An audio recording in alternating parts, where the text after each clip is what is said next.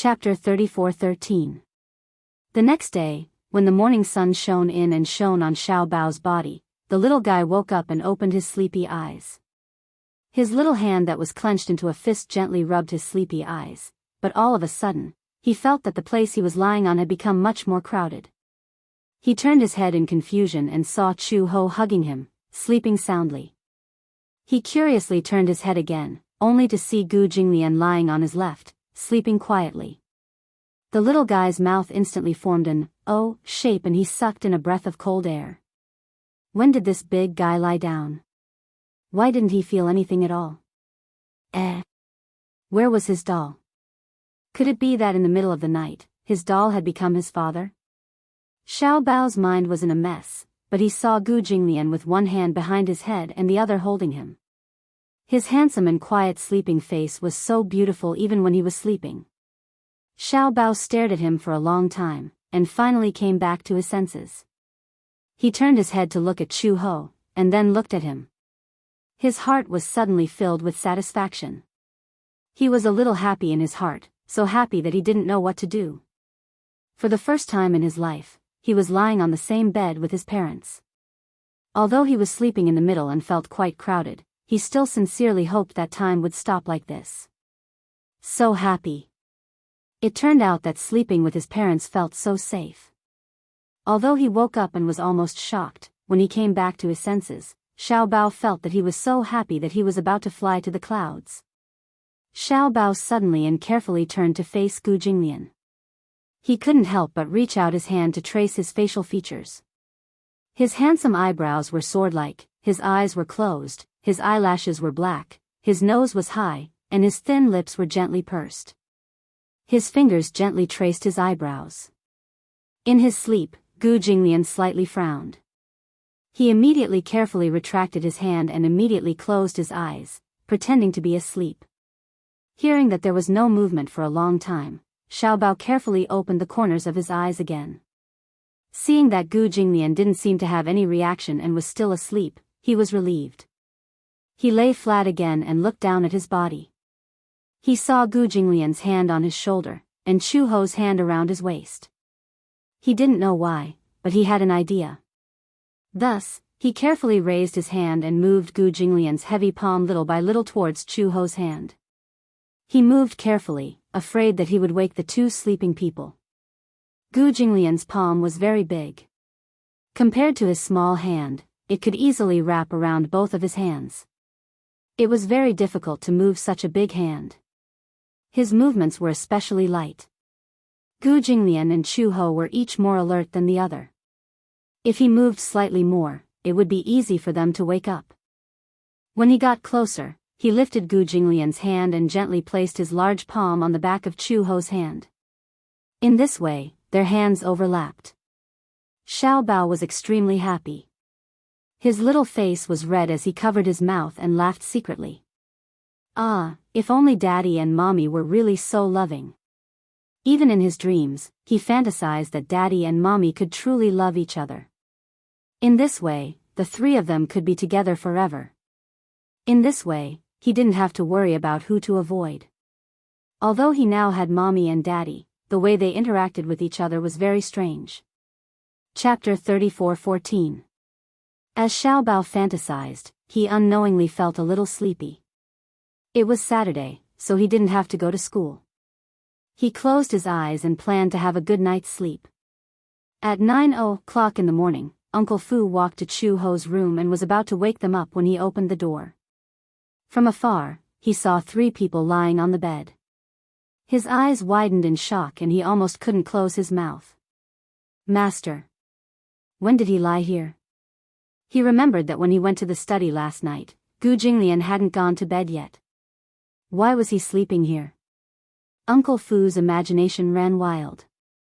When he walked into the room, Chu Ho woke up with a start. She frowned.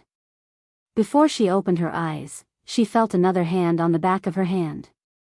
She glanced over from the corner of her eye and realized that Gu Jinglian's hand was on the back of her hand. She opened her mouth slightly in shock and couldn't come back to her senses. What was going on? Why did he put his hand on the back of her hand? The man opened his eyes. Before he came back to his senses, he vaguely sensed that something was wrong. There seemed to be something warm and soft wrapped in his palm. His gaze followed his hand and he saw that his hand was on the back of Chu Ho's hand. For a moment, he was a little dazed. When he came back to his senses, he looked up. Their eyes met, but they quickly withdrew their hands.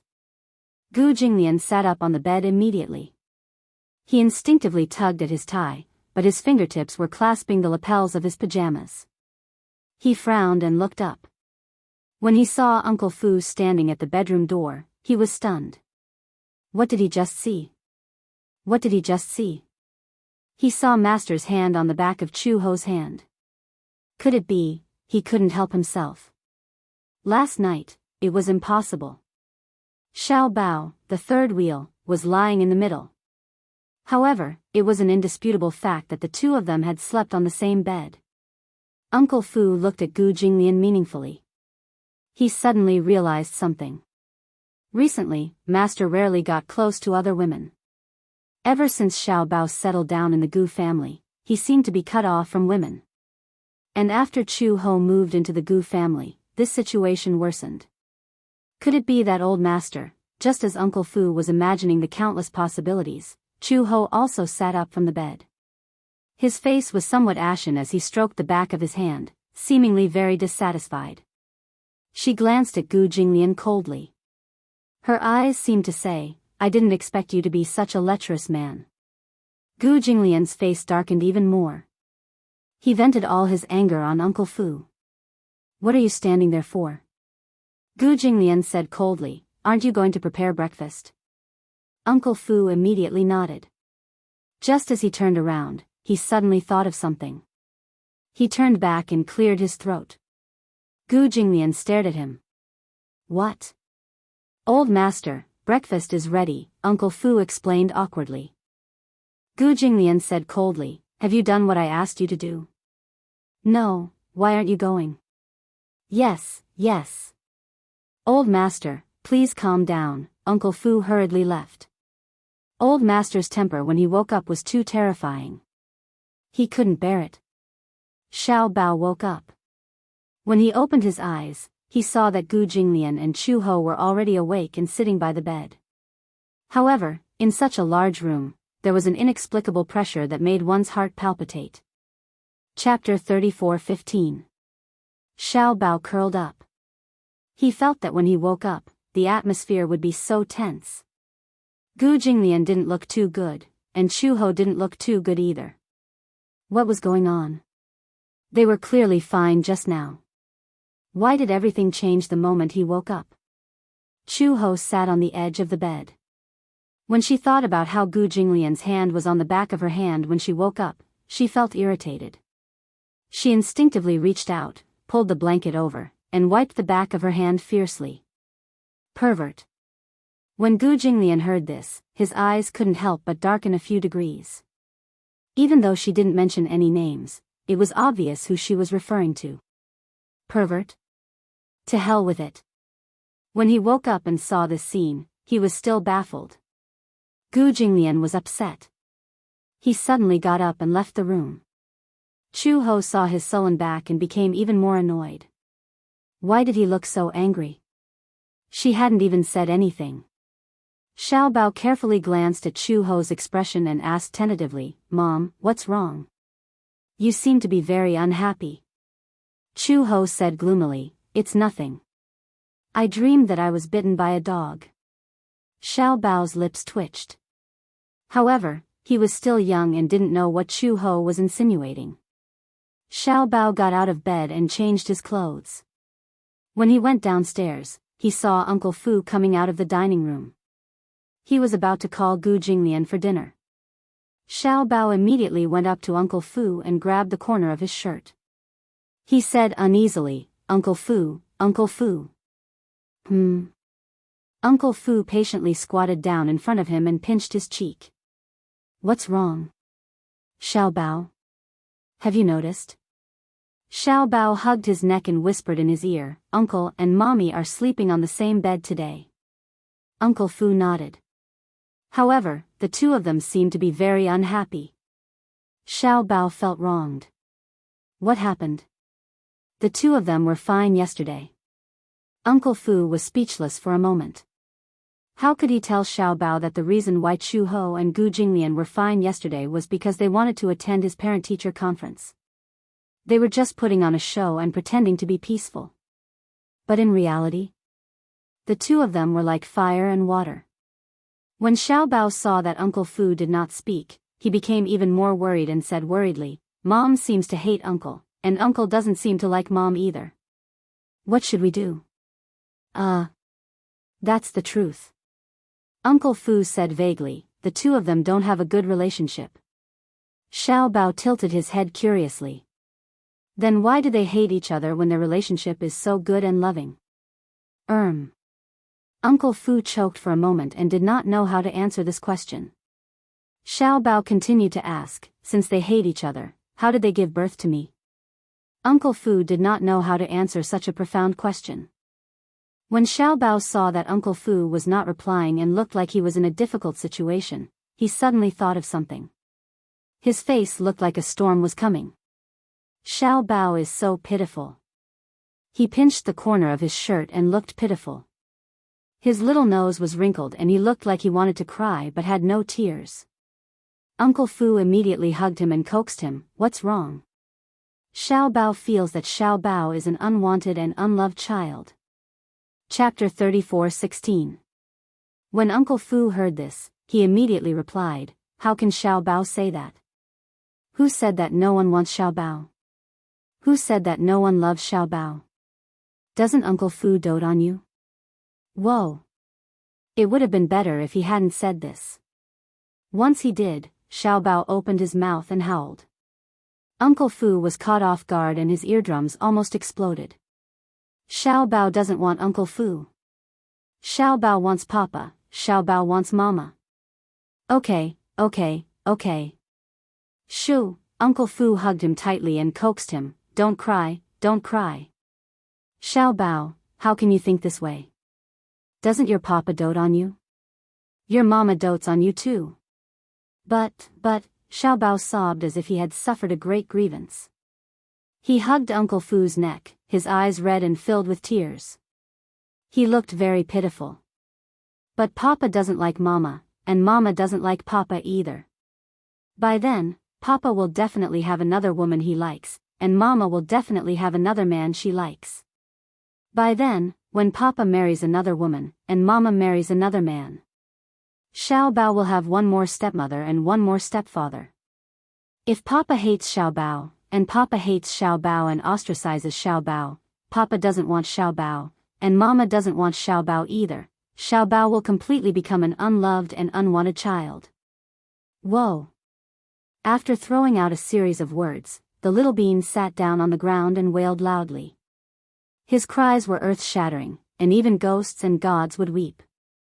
Uncle Fu covered his face. He had to admit that the little boy understood this problem very well. When he thought about it, it made sense. On the other hand, he wasn't worried about Master. However, if Chu Ho really fell in love with another man, then Xiao Bao would have a stepfather. Indeed, not good. Xiao Bao's cries were earth-shattering. Uncle Fu spent a lot of effort to calm him down. When Chu Ho came downstairs for breakfast, he saw Uncle Fu hugging Xiao Bao and rocking him back and forth. It took a lot of effort to coax him. When Xiao Bao saw Chu Ho, he immediately thought of the grievances he had suffered, and tears filled his cheeks again. What happened? Chu Ho walked over and looked at him. Why is Xiao Bao crying? Uncle Fu sighed, but he had a headache. He concisely recounted what had just happened. When Chu Ho heard it, he could not help but break out in cold sweat. What stepmother and stepfather? How could this rascal think so far ahead? Chu Ho immediately hugged Xiao Bao and comforted him. Xiao Bao, why do you like to let your imagination run wild? Who said that Mommy doesn't want you anymore? Mommy wants me now, but it's hard to say in the future. Xiao Bao said angrily. Chu Ho did not know whether to laugh or cry. Has our Xiao Bao become a prophet? Does he know what will happen in the future? Is mommy not going to get married for the rest of her life? Won't mommy be too lonely by herself? This child really knew a lot. He wasn't like this in the past. What exactly did the kindergarten teacher teach him? She quickly coaxed, who said that? Mommy won't get married for the rest of her life and will stay by Xiao Bao's side. Xiao Bao definitely won't have a stepfather. What about a stepmother? Xiao Bao stared at her pitifully. Daddy won't find a stepmother either? This, Chu Ho was suddenly put in a spot. This was hard to say. Chapter 34:17. Xiao Bao cried even harder. Chu Ho hugged him and promised, no matter what, Mama promises you that in this lifetime, Xiao Bao is the only baby. I will definitely not find a stepfather for Xiao Bao. Xiao Bao rubbed his eyes and looked at her suspiciously. Really? Yes. Really. It can't be any more real. Xiao Bao happily threw himself into her arms. Only then did this end. Uncle Fu brought breakfast into the room. Gu Jinglian sat in front of the study table. Unexpectedly, he wasn't playing with his pen and ink. Instead, he was resting his head with his hand on his hand. No one knew what he was thinking about. Uncle Fu placed the breakfast on the table and pretended to mention it casually. Just now, Xiao Bao cried for a long time. It wasn't easy to calm him down. Upon hearing this, Gu Jinglian opened his eyes and asked in surprise, "Why is he crying again?" This guy seemed to be used to crying. Uncle Fu said in a roundabout way, "It's all because of old master." About me? Xiao Bao is worried that old master will find him a stepmother.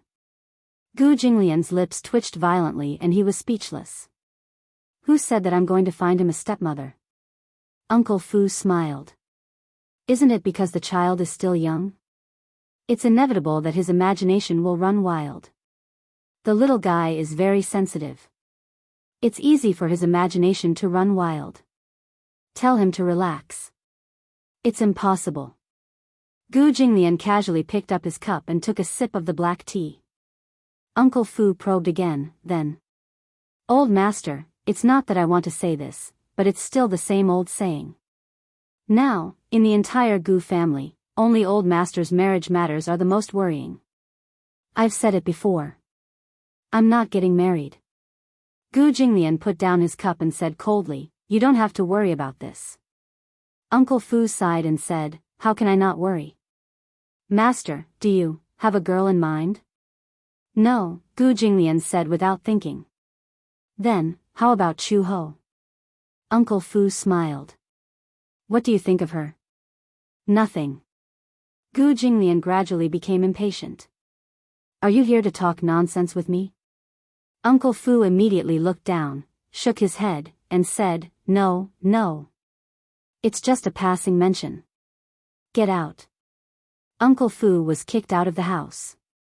However, not long after, Gu Jinglian heard footsteps coming from the door. Then, the door was carefully pushed open, and a small head sneakily poked in. Gu Jinglian looked up, but from the corner of his eye, he caught a glimpse of a little girl sneaking into the room sneakily. What? Only when he spoke did Xiao Bao realize that his whereabouts had been discovered. He immediately straightened his body and smiled brightly. Daddy. After yesterday's parent-teacher conference, he was almost used to saying this word. Gu Jinglian's ears were also pleased to hear this. However, he didn't have to think about it to know that the little guy's smile was so flattering that he must be up to no good. I have something to report. Xiao Bao immediately walked to his side and lay on his lap. He asked curiously, "Daddy, do you think mommy is pretty?" What kind of question was this? Gu Jinglian said coldly, "She's average." Then do you think mommy is good? Average. Xiao Bao was not satisfied and asked again, then, how did Xiao Bao come about? Gu Jinglian was also choked by him. This guy seemed to have the ability to make others speechless. This question was really too difficult to answer. Chapter 34:18. Gu Jinglian gave a catch-all answer. You'll know when you grow up. Xiao Bao racked his brains but could not figure it out. Don't always say that you'll wait for me to grow up. Because even when I grow up, I don't understand why you don't want my mother when she's so good. Gu Jinglian, when I grow up, I don't know why you two gave birth to me even though you two clearly hate each other. Xiao Bao hugged his thigh in distress and said sadly, Daddy, do you know? Xiao Bao thought that he didn't have a father when he was born. Other children have fathers, but Xiao Bao doesn't. Xiao Bao saw other children being carried and lifted up by their fathers every day. Why didn't Xiao Bao have a father? Is it because Xiao Bao isn't good enough? Why doesn't Daddy want Xiao Bao? These words could be said to be extremely sad to hear. The little guy looked up and tilted his head. Suddenly, he stammered, actually. Do you know? I'm still quite grateful to that auntie. She kidnapped me and brought me to this city. Otherwise, I wouldn't have met you, right? The auntie he was referring to was naturally Song Enya. If it weren't for her, he might not have known that he actually had a father in this lifetime. This father could be quite fierce at times. He spoke with a cold face like an iceberg and would even glare at him fiercely. Therefore, although there was hatred towards Song Enya, there was also a little gratitude. Somehow, he had found his father. However, looking at the seemingly irreconcilable cold relationship between Gu Jinglian and Chu Ho, he frowned for a moment. When he woke up in the morning, he overlapped Gu Jinglian's and Chu Ho's hands. Similarly, he harbored a beautiful wish. He did not intend to force them at all. It was just that he hoped that his father would truly be his father. He hoped that Gu Jinglian would not only treat him well, but also Chu Ho well. When Gu Jinglian heard this, his gaze could not help but become unfathomable. Back then, his relationship with Chu Ho was a complete accident. And Xiao Bao's birth was nothing more than an accident. There was no love, no crystallization of any emotions. The truth was straightforward and cruel, but it was the truth. Before this, the only reason he had allowed Chu Ho to stay in the Gu family was because of Xiao Bao. Xiao Bao relied on Chu Ho, and Gu Jinglian also cared about Xiao Bao's feelings, so he tacitly allowed Chu Ho to stay in the Gu family. However, it was also limited to this. He had never seriously thought about how to deal with the problem between him and Chu Ho. But now, Xiao Bao's uneasiness and hesitation made him reconsider this question. Gu Jinglian lowered his head and looked at Xiao Bao hugging his leg with a resentful look on his face. He couldn't help but say softly, Don't worry, you won't have a stepmother. This was his promise, and also his guarantee to Xiao Bao. As long as he said something, he would not change it unless he was dead. When Xiao Bao heard this and received his guarantee, his heart was greatly comforted. Okay. It's a promise. Xiao Bao stretched out his pinky and said, Pinky swear. Gu Jinglian was stunned, but he still stretched out his pinky and hooked it with his. Xiao Bao said sternly, Pinky swear. You're not allowed to lie to me for 100 years.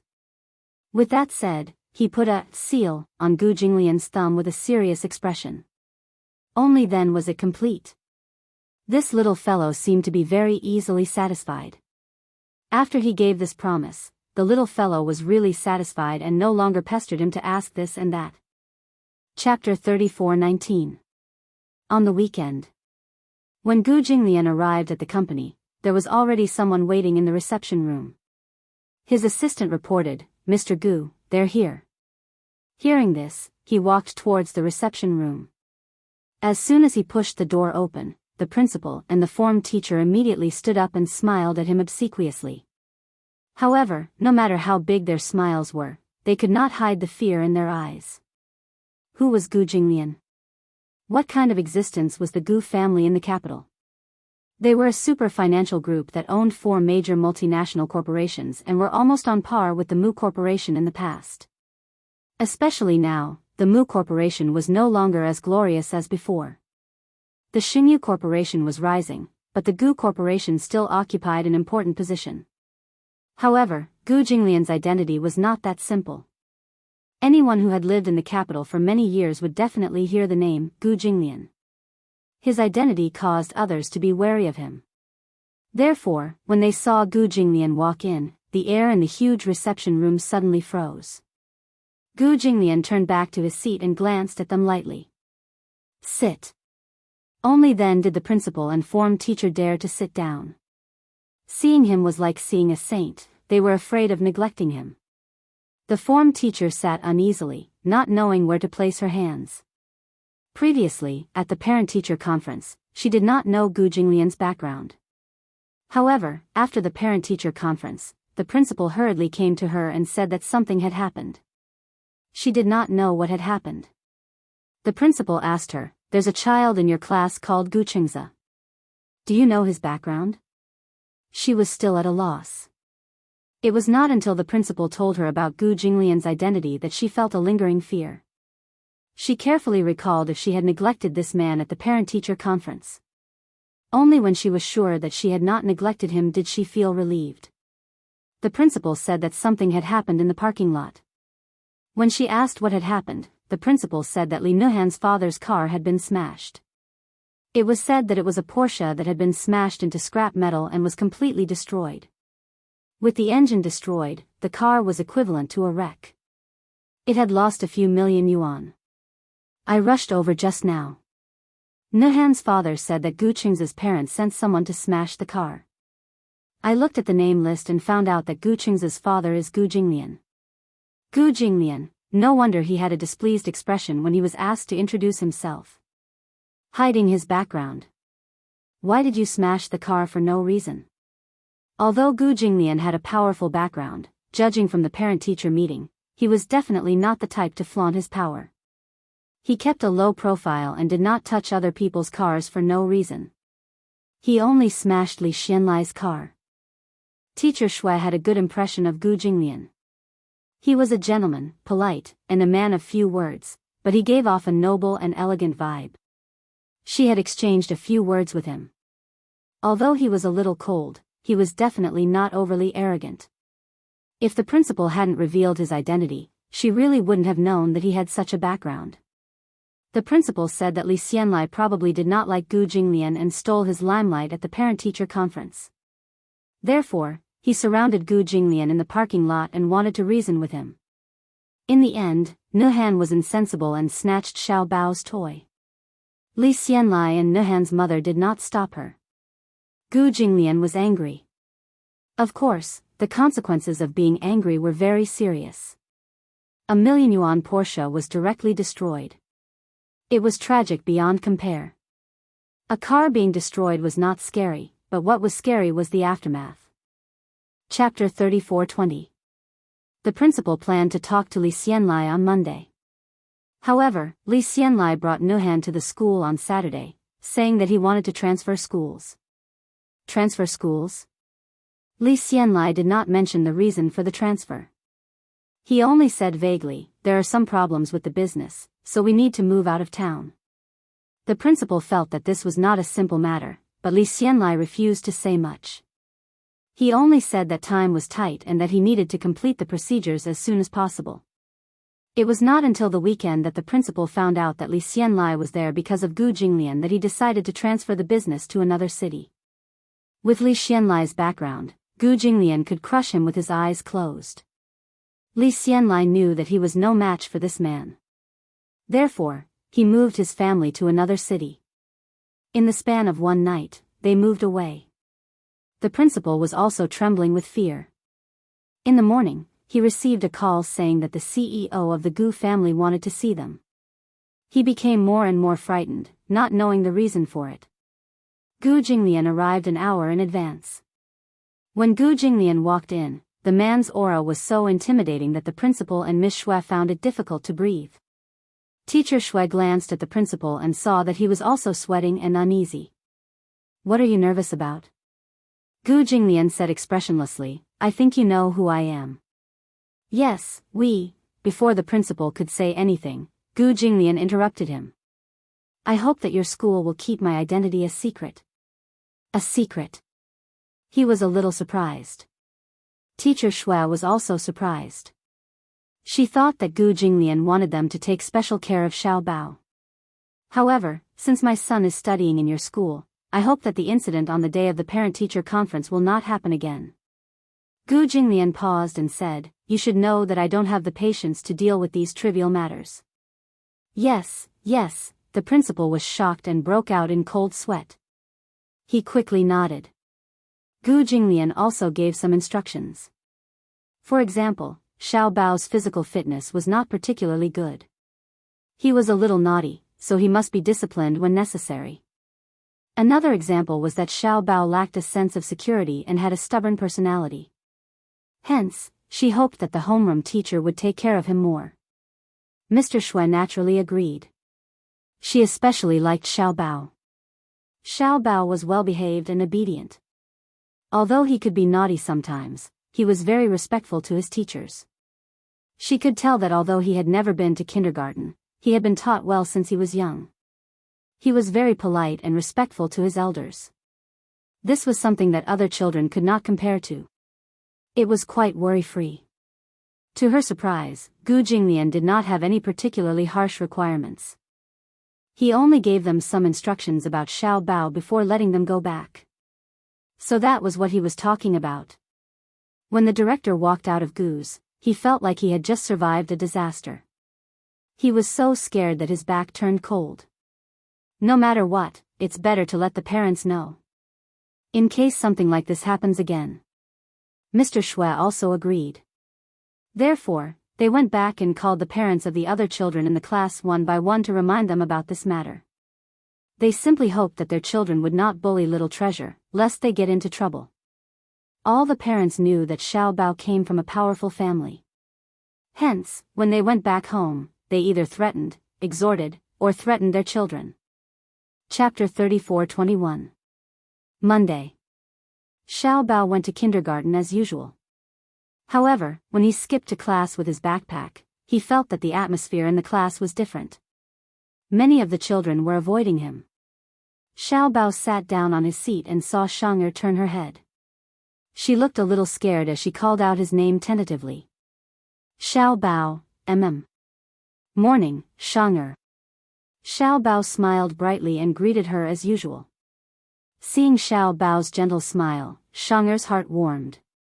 Her doubts were dispelled and her face returned to its usual expression of closeness. "Morning." Xiao Bao looked around and saw that the other children were staring at him. However, when he followed their gazes, the children immediately turned their heads away in fear, not daring to look at him directly. Even the child who usually bullied him the fiercest was careful around him. So strange. Xiao Bao muttered strangely, "Everyone is so strange today. Why are they all looking at me secretly?" "Xiao Bao," Xianxia looked around hesitantly. She suddenly stood up, took his hand, and pulled him out of the classroom. The moment the two of them left, the classroom burst into an uproar. "Wow! Xianxia is so bold. How would she dare? Xianxia is so amazing." Xianxia only let go of Xiao Bao's hand when they were far away from the classroom. "Xianxia, what's going on?" Xiao Bao scratched his head strangely. What can't be said in the classroom? Before Xianxia could say anything, Xiao Bao's eyes lit up and he immediately said, I know. There must be some secret, right?" As he said that, he smiled and moved closer to her ear. "Xianxia must only want to tell Xiao Bao, right?" Xianxia was so angry that she didn't know whether to laugh or cry. She said, "Xiao Bao, don't you feel that something is wrong today?" Now that she mentioned it, little treasure also realized it. "That's right, something's not right. What's wrong with them? They keep staring at me." "I don't know either, but my mom told me to keep a distance from you and not play with you." Xiao Bao heard that and his eyes widened in shock. "Why?" "Because my mom said that your dad is super fierce." As she said that, the little girl revealed a fearful expression. Xiao Bao heard that but he couldn't refute. A little, Xianxia heard that and her heart ached. "Is your dad also very fierce to you?" "It's okay, it's just sometimes." "Yeah, he's a little fierce." Little treasure immediately added, "But it's still all right." But how did her mother's mom knew that his dad was fierce? Little treasure stroked his chin and was slightly puzzled. "My mother also said that if we made you unhappy, our family would be in trouble. So, she told me to keep a distance from you. Xianxia said fearfully, Xiao Bao, I really like to play with you, but my mom won't let me. But I still want to play with you. You. If I don't do well, don't be angry, okay? She had a pitiful look on her face and was very careful. Xiao Bao tugged at her little hand and pursed his lips. I also like to play with Xianxia. Xianxia, don't listen to your mom. My dad isn't that bad. I don't know either. I also think that your dad is quite good. He's handsome and good at games. Chapter 34-22. Did you know? Nuhan transferred schools. Xianxia said again. Xiao Bao was a little surprised when he heard this. Although he hated Nuhan, the chubby boy's transfer was too sudden. He was still surprised. What's going on? I heard that he made your father angry, so he was forced to transfer schools. I heard this from my mother too. Xiao Bao was suddenly in a daze. Recalling the incident in the parking lot, it was true that Nuhan's family was unreasonable and even snatched his toy. He could tell that his father was very angry. However, he couldn't have transferred schools because of such a small matter, right? Xiao Bao naturally did not know that Gu Jinglian had sent people to smash Nuhan's father's car into pieces. Hence, he felt that Nuhan's family was making a mountain out of a molehill. Xianxia was too lazy to think about it. She said to Xiao Bao, Aya, I don't care anymore. No matter what, we'll always be good friends, right? Of course. Xianxia will always be my good friend. Xiao Bao held her hand. The two little kids looked at each other and smiled. The two of them returned to the classroom hand in hand. However, they saw the other children looking at Xianxia and Xiao Bao with awe and fear in their eyes. Why does Xianxia still dare to hold hands with Xiao Bao? Xianxia is so pitiful. Don't tell me she likes Xiao Bao. It can't be. When Xiao Bao returned to his seat, he felt countless pairs of eyes staring at him from behind. It was like being pricked by needles. This feeling was very strange. It was as if he had suddenly become an outcast and was being ostracized. Xiao Bao turned around, feeling wronged. However, he saw the children immediately shrink their shoulders, looking very afraid of him. Was there a need to be like this? During lunch, Xiao Bao sat in his seat. Other than Xianxia, the other children stayed far away from him. During the afternoon nap, Teacher Shui moved the child sleeping with him to another bed. Xiao Bao did not sleep for the entire afternoon. He sat up and looked at the other beds. The other children were sleeping together. Only he seemed to be left out by the world. How could this be? How did he become an outcast for no reason? Why were so many children distancing themselves from him for no reason? He did not do anything wrong, and did he bully anyone? Why were the children ostracizing him? During the afternoon activity class, Xiao Bao stood alone in the gym. He looked at the other children who were playing in full swing. He felt so wronged that he wanted to cry. Xianxia was about to walk over when a child pulled her back. Xianxia, don't play with Gu Qingza anymore. Why? Because if you make Xiao unhappy, his father's if he's angry, who knows? The children whispered in her ear. Xianxia's expression became much more complicated. She was still hesitating when the other children pulled her away. She looked back at Xiao Bao 3 times with every step, reluctant to leave. Xianxia, seeing that Xianxia did not want to play with him, Xiao Bao's eyes turned red, but he forced himself not to cry. After school that night, Chu Ho came to pick him up. However, he saw him sitting in the classroom, motionless and unhappy. All the children were packing their bags nimbly. Only he was staring blankly at the empty table, his face full of worry. Chapter 34-23. Xiao Bao sat alone in his seat, looking gloomy as though he had been alienated by the other children. Chu Ho was stunned. She walked to his side and helped him pack his bag. However, she saw Xiao Bao looking up at her, looking aggrieved. Mom, halfway through his sentence, his face darkened and he looked like he was about to cry. Chu Ho saw this and immediately squatted down. She hugged him and asked curiously, "What's wrong? Who bullied you?" "No one bullied me." Xiao Bao pursed his lips and said, "I'd rather someone bullied me." It was precisely because no one bullied him that he felt disappointed. It wasn't that he needed to be abused, but the feeling of being alienated was too lonely. "Mom, what did I do wrong? Why do all the children avoid me when they see me?" Chu Ho was also confused. That day, at the parent-teacher conference, she saw many children surrounding him. Xiao Bao was long and Xiao Bao was short. He was very popular. How did everything change after just one weekend? Xiao Bao poked his finger and said, "Did Xiao Bao do something wrong? How could that be?" Chu Ho picked him up and comforted him gently. "Xiao Bao is so obedient and not naughty. How could he not like Xiao Bao?" Xiao Bao leaned on her shoulder sadly. He pursed his lips but didn't say anything. Chu Ho sighed helplessly. She carried him with one hand and carried her bag with the other. When she walked out of the classroom, a group of parents stared at her in shock. Wasn't she too awesome? She carried the child with one hand and carried her bag with the other. She didn't look like she was struggling at all. It was as though she was carrying a ball of cotton. How could this woman be so strong? How could they have known that Chu Ho was an Interpol officer? She used to be a mercenary and had undergone high-intensity physical training. Don't look at how skinny she is.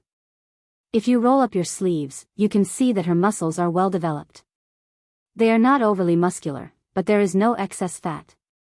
They are all fine muscles. Carrying Xiao Bao with one hand was a piece of cake. When they returned to the Gu residence, Xiao Bao locked himself in the room. He stayed in the room alone and played with building blocks unhappily. These were building blocks that Uncle Fu had bought for him. When Uncle Fu saw that Xiao Bao seemed to be unhappy after coming back, he couldn't help but feel strange. He asked Chu Ho, "What's wrong with Xiao Bao?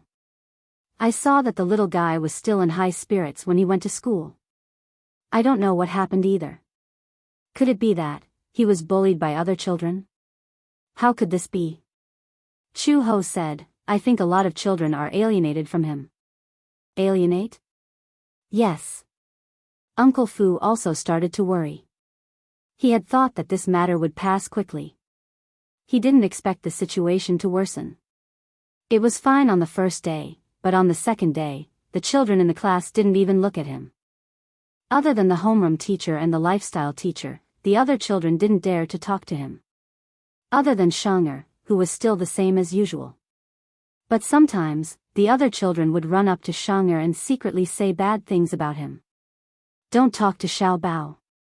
For a moment, Xiao Bao was like a ghost in the class. He couldn't be mentioned at all. Xiao Bao suddenly felt depressed. How could it be like this? Was he some kind of plague? They were avoiding him as if he was something. How infuriating. Chapter 34-24. That day, Uncle Fu went to wake Xiao Bao up as usual. However, Xiao Bao refused to get out of bed no matter what. He curled up in his bed and refused to go to school. No matter how Uncle Fu coaxed him, he refused to move. In the end, he said, "Xiao Bao doesn't want to study anymore." When he said this, Uncle Fu realized the seriousness of the matter. It seemed that this little guy had met with some trouble in school.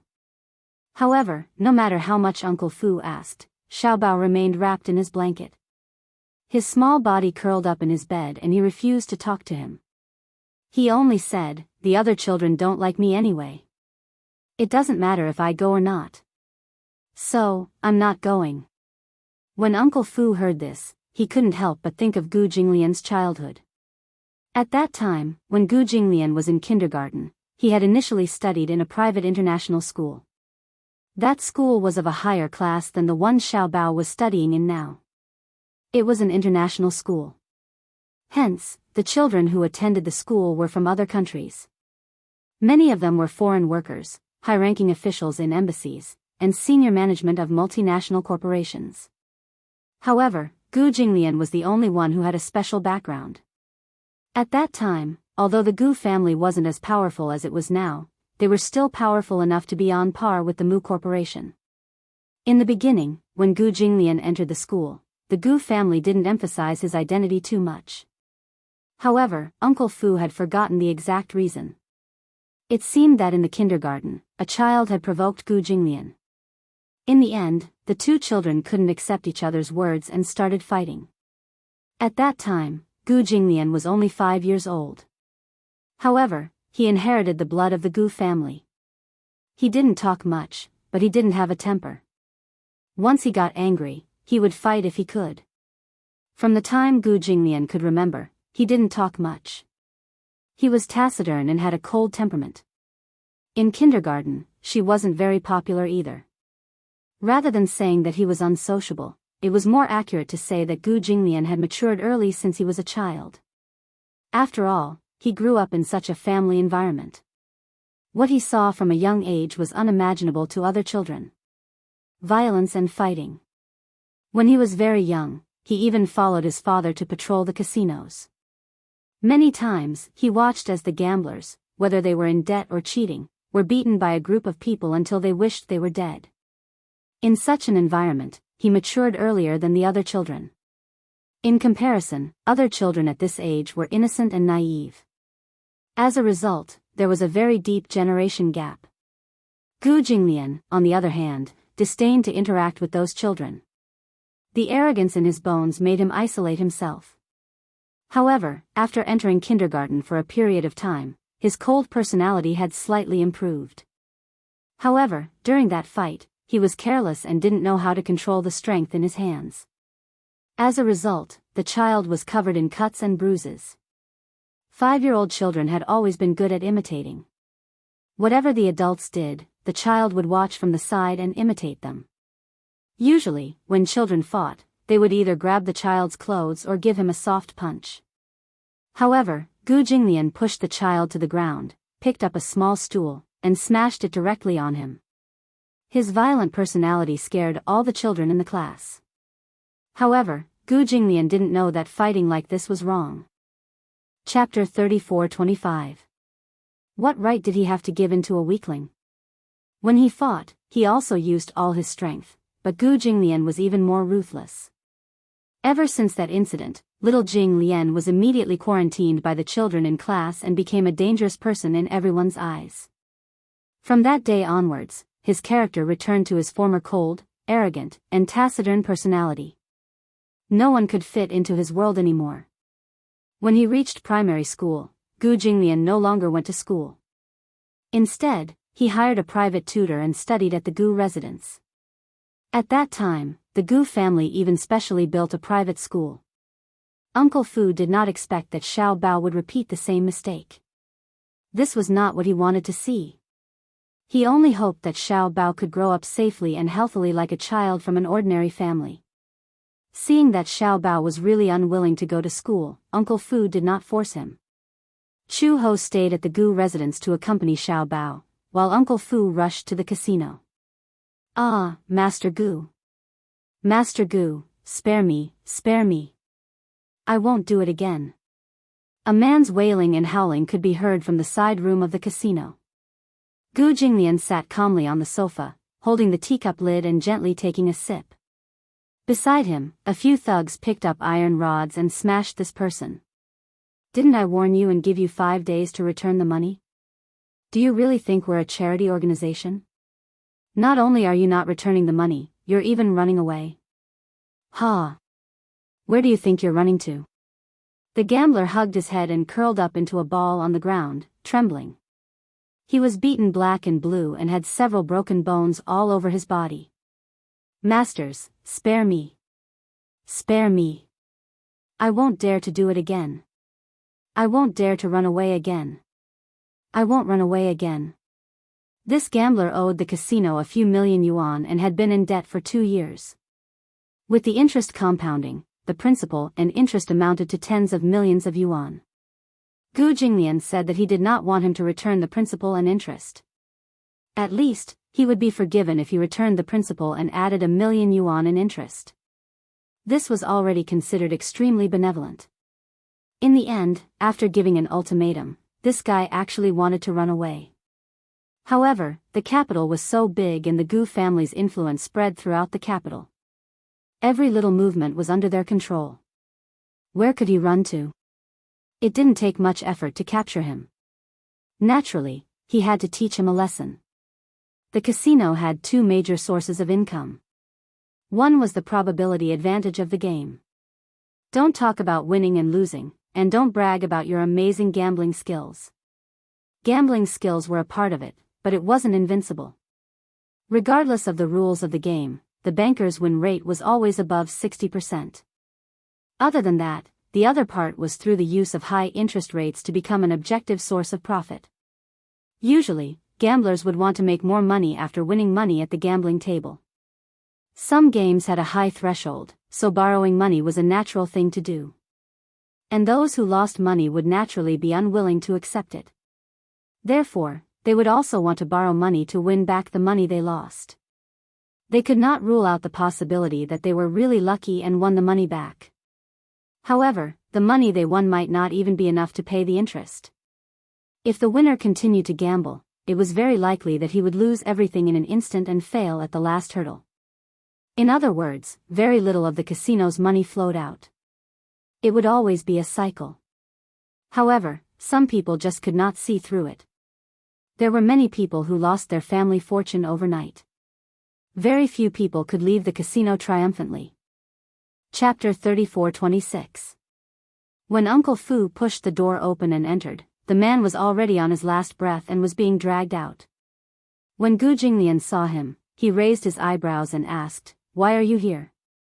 "Old master, something has happened." Uncle Fu said vaguely. "What's the matter?" He walked over to Gu Jinglian's ear and whispered a few words. When Gu Jinglian returned to the Gu residence, he went upstairs and hurriedly pushed open the bedroom door. He saw Chu Ho sitting by the window with a helpless look on his face. On the bed, the blanket was bulging. Xiao Bao was curled up under the blanket, motionless. This guy, Gu Jinglian walked over and sat down on the side of the bed.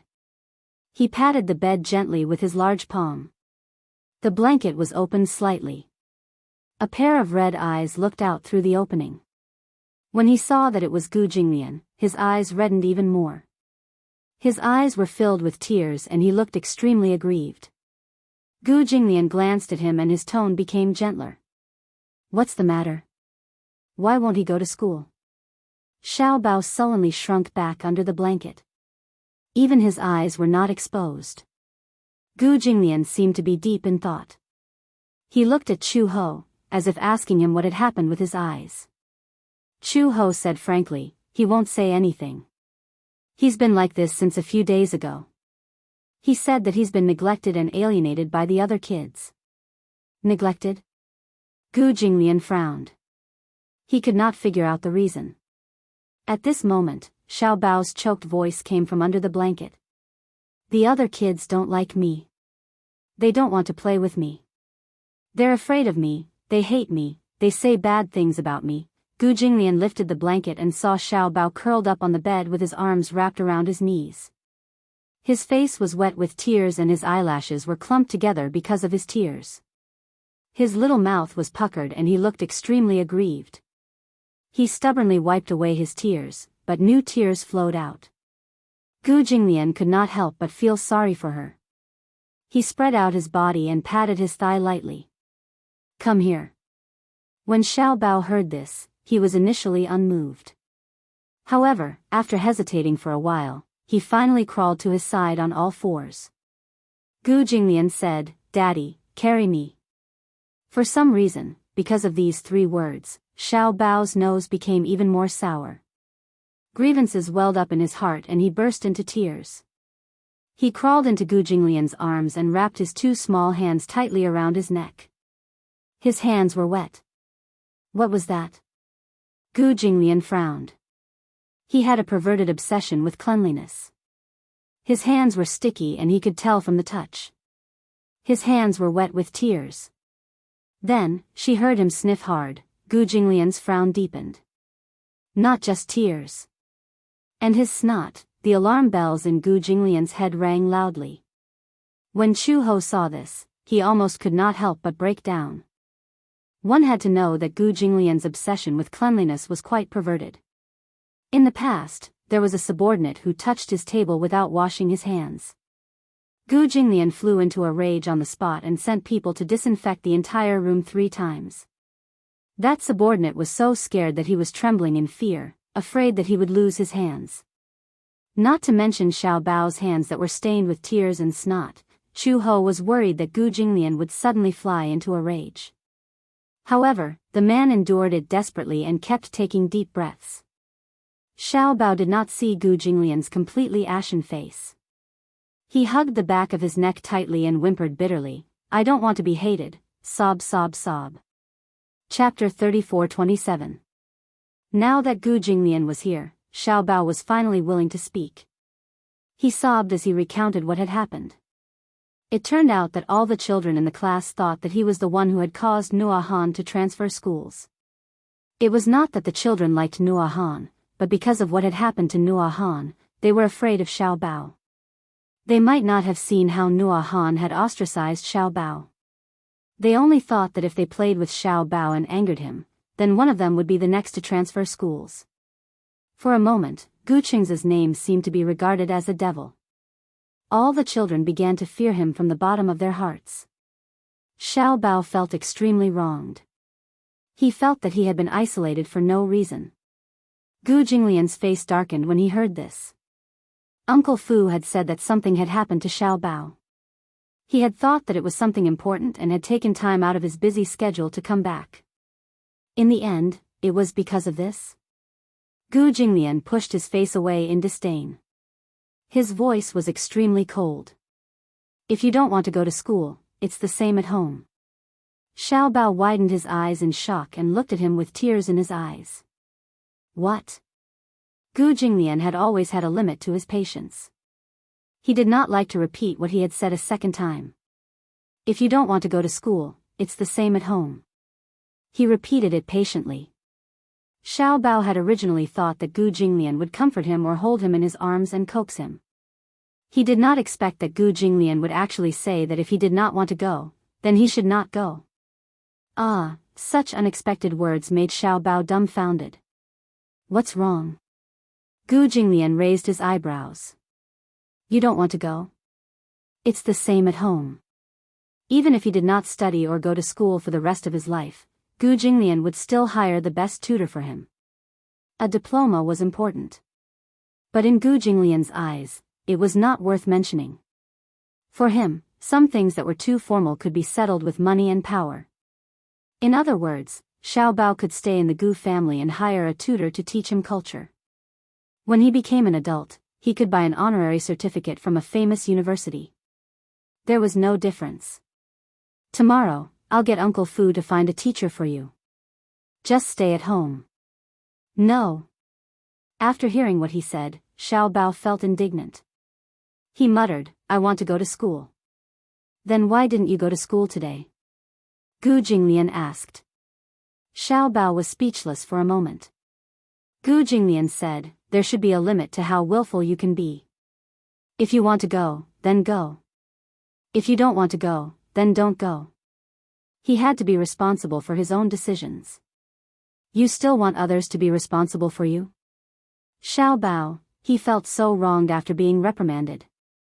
However, he did not dare to defy Gu Jinglian's authority.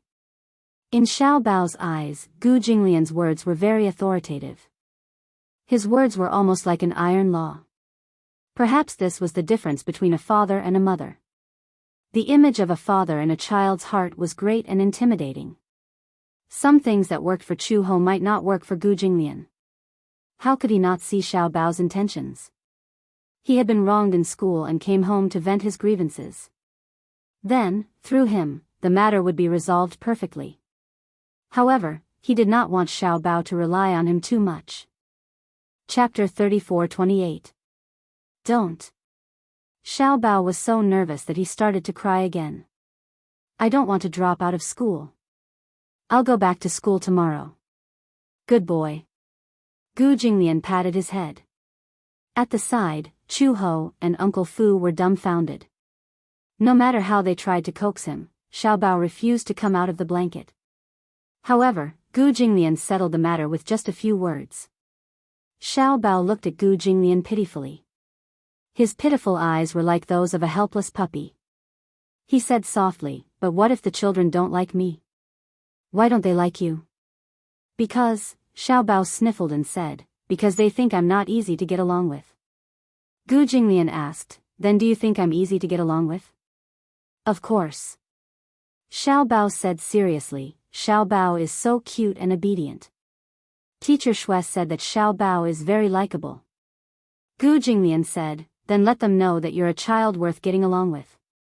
Xiao Bao was enlightened when he heard this. He suddenly realized that he might be able to change the other children's prejudice against him through his own efforts. Gu Jinglian's words seemed to have enlightened him all of a sudden. At this thought, Xiao Bao nodded and said, "Yes. Xiao Bao understands now." Gu Jinglian stood up and turned around. However, he saw Uncle Fu staring at him as if he was worshipping a god. "Master, I didn't expect you to have such a method to deal with children. Was this considered a form of loosening the reins only to grasp them better?" Gu Jinglian adjusted his sleeves casually. His gaze was very cold. "Children are delicate. There's no need to spoil them." Uncle Fu was speechless. Chu Ho's lips twitched. Although Gu Jinglian's way of educating his child seemed unreasonable, she knew that sometimes, Xiao Bao really needed such a method. The child was too delicate, and in Xiao Bao's eyes, Chu Ho did not seem to have much of a deterrent force. Hence, the child could act coquettishly however he wanted because baby Chu felt that he would definitely indulge him. However, Gu Jinglian was different. What he said just now was not wrong.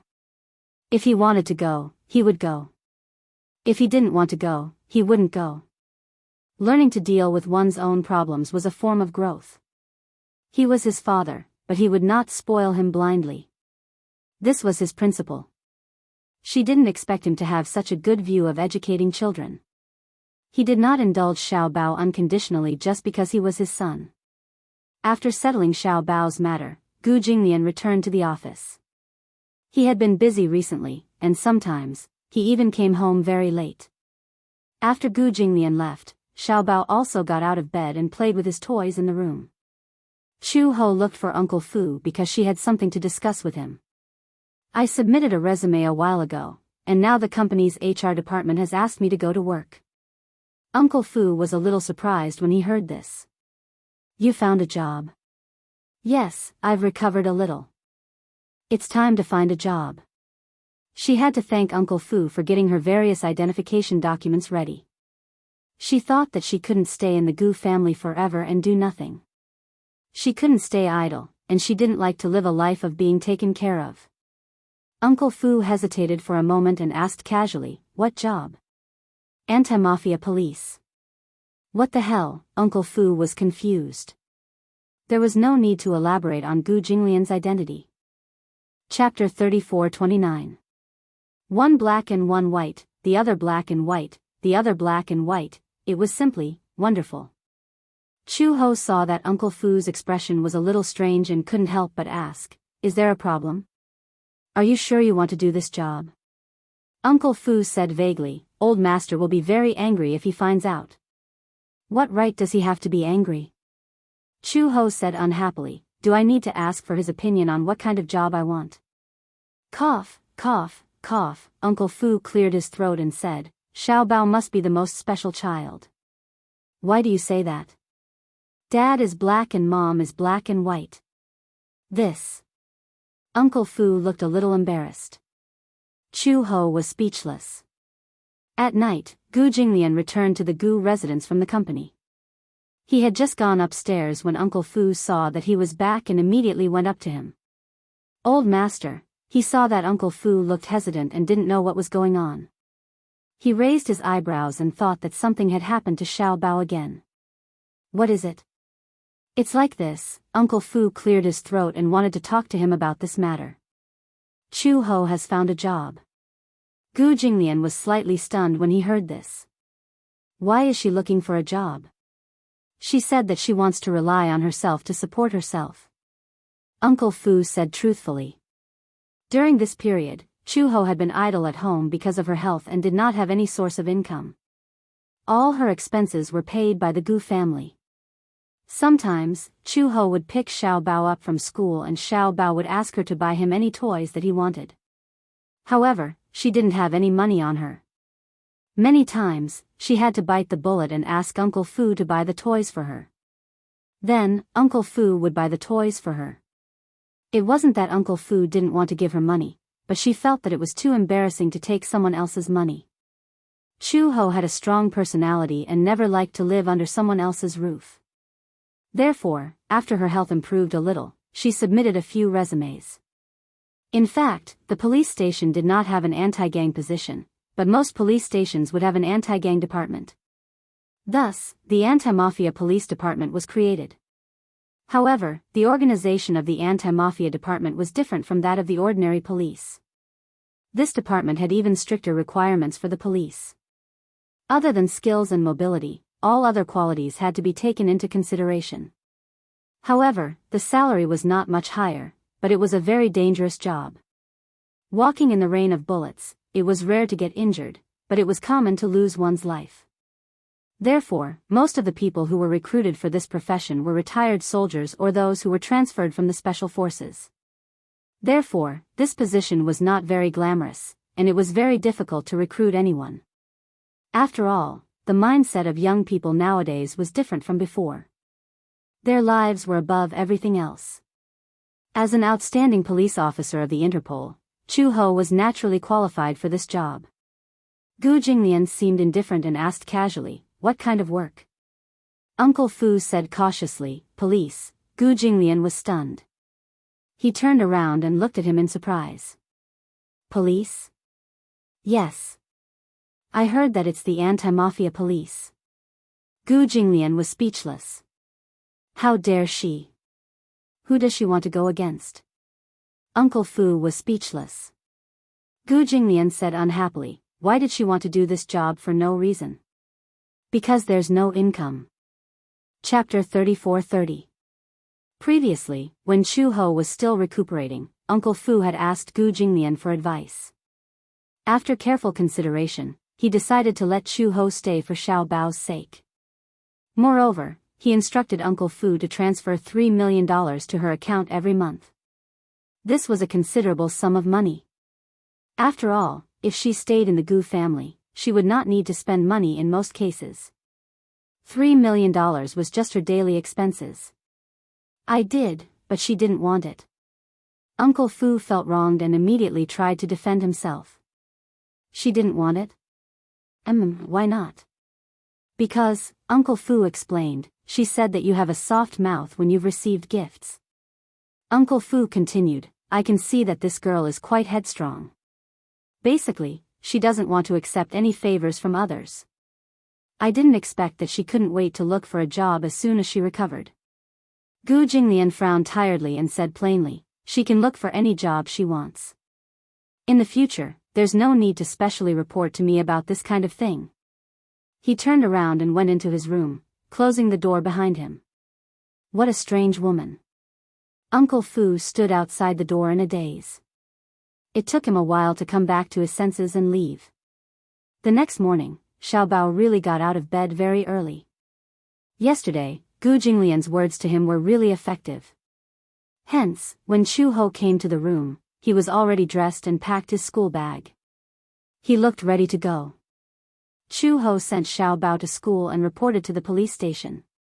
When they heard that there was a new trainee police officer who was directly employed in the anti-mafia department, many of the police officers in the police station were very curious. When Chuho appeared in the meeting room, everyone saw that she was actually a young woman. For a moment, they were stunned. Chuho stood in front of the podium with her hands behind her back. Her posture was straight and her expression was serious. However, her delicate and pretty face made it difficult for people to associate her with a well-trained anti-mafia police officer. In the anti-mafia department, there were very few female members. This position was extremely dangerous. Whenever he went in and out of certain places, it was inevitable that he would encounter unexpected situations. The reason why there was a vacancy in this position and the need for new blood was because 3 police officers were injured during a special mission. They had no choice but to transfer to the administrative department. Hence, there was a vacancy. Usually, this position had strict requirements and was strenuous and unrewarding. Hence, even retired soldiers who were not specially recruited were not willing to join. However, the sudden appearance of a woman in the morning meeting surprised everyone. Some of the police officers laughed contemptuously and secretly cursed. Could it be that they really couldn't find anyone? They actually recruited a little girl.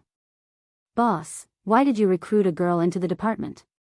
Some of the police officers questioned him. His words seemed to resonate with them. That's right. Is our team really unable to recruit any more people? They recruited a girl. I think it's strange too. This little girl has thin arms and legs. She doesn't have any skills, yet they still recruited her to drag us down. Everyone's doubts were not without reason. After all, women were at a disadvantage compared to men. Prejudice, of course, was unavoidable. Chapter 34-31. We still don't know who will be the one dragging us down. The moment she said that, a few of the burly police officers were indignant.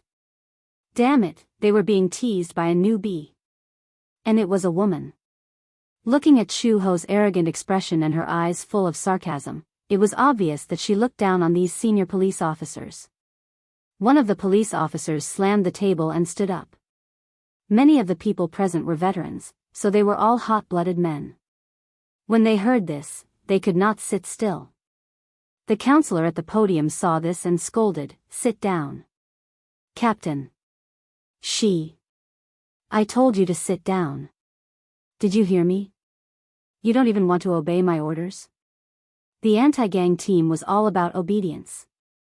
Usually, they could laugh and joke around, but when the captain gave an order, no one dared to disobey. The man snorted coldly and sat down.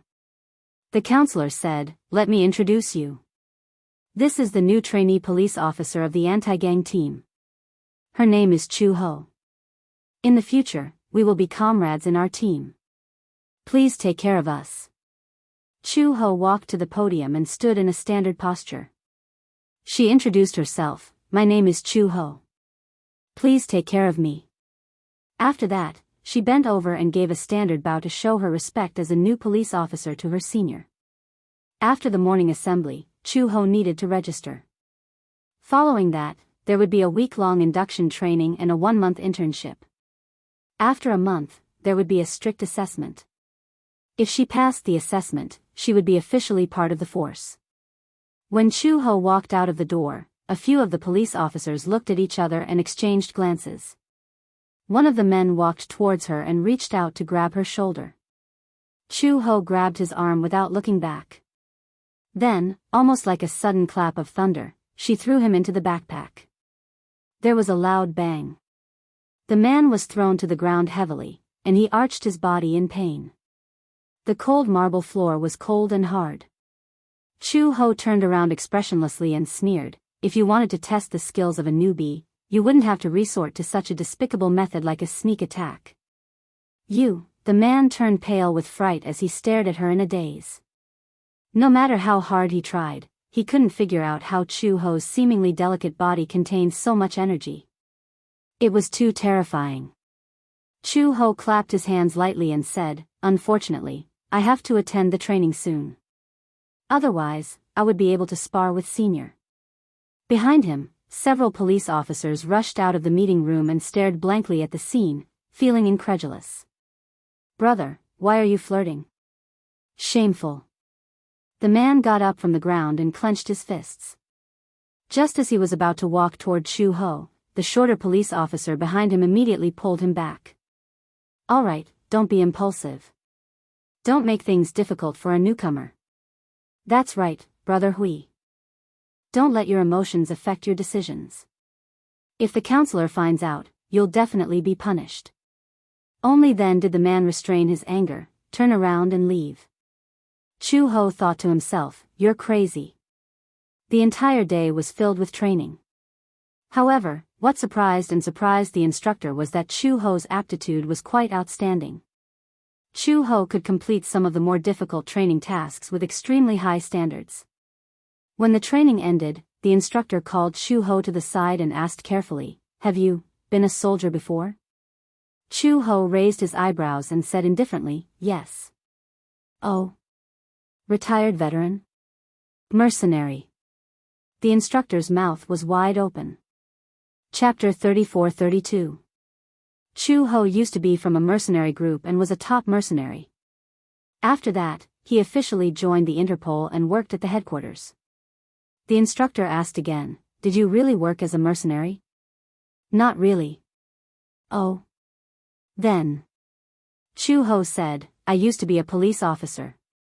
"What police officer?" Chu Ho said seriously, "I'm the top anti-corruption inspector at the Interpol headquarters."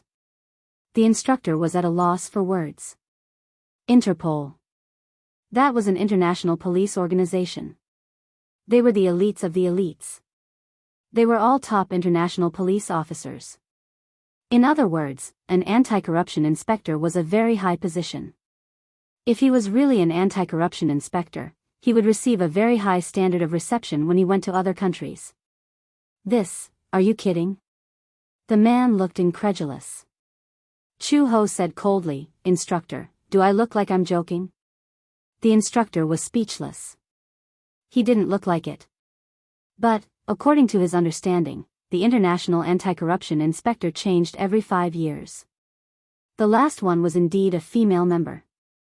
Moreover, this female member was the first in the history of anti-corruption inspectors to be a female. Could it be, it was her? Then what was the point of teaching? She should be the one teaching him. If someone else said this, he might have doubted it. However, Chu Ho was so outstanding that he announced his graduation in one day. Because she didn't need to receive any training at all. As soon as Chu Ho left the police station, the instructor ran to the counselor to ask where Chu Ho came from. The political and law exam. The application form was submitted directly from the entrance of the official website. Then, she took the political and law exam and was directly admitted. "What's wrong, Instructor Zhang? Is there a problem with her? You let her take part in the induction training?" She should be the one to train us." Chu Ho arrived at the kindergarten on time. At the door of the classroom, he saw Xiao Bao packing his bag. Xianxia saw Chu Ho outside the window and exclaimed, "Xiao Bao, your mother is here to pick you up."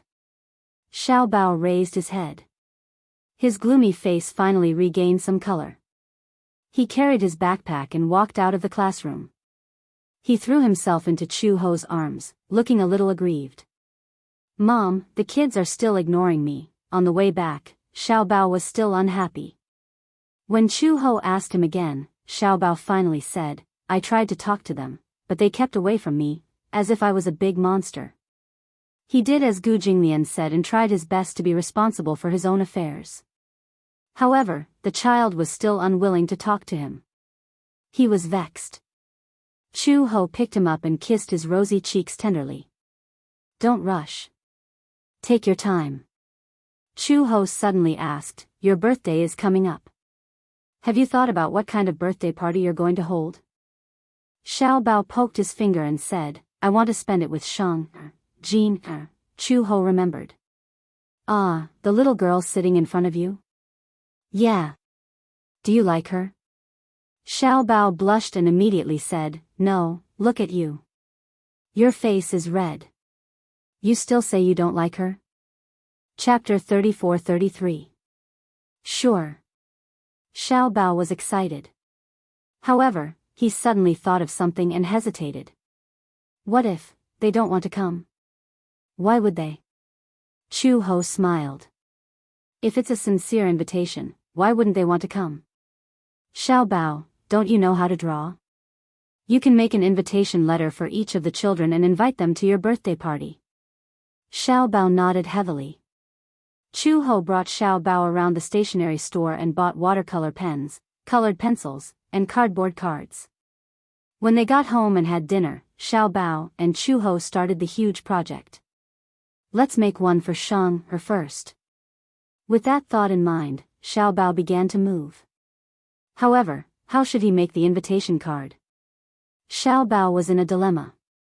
Chu Ho asked him, "Aren't you good at drawing? Draw Shang, then draw you and write some words." That's it. Xiao Bao was inspired.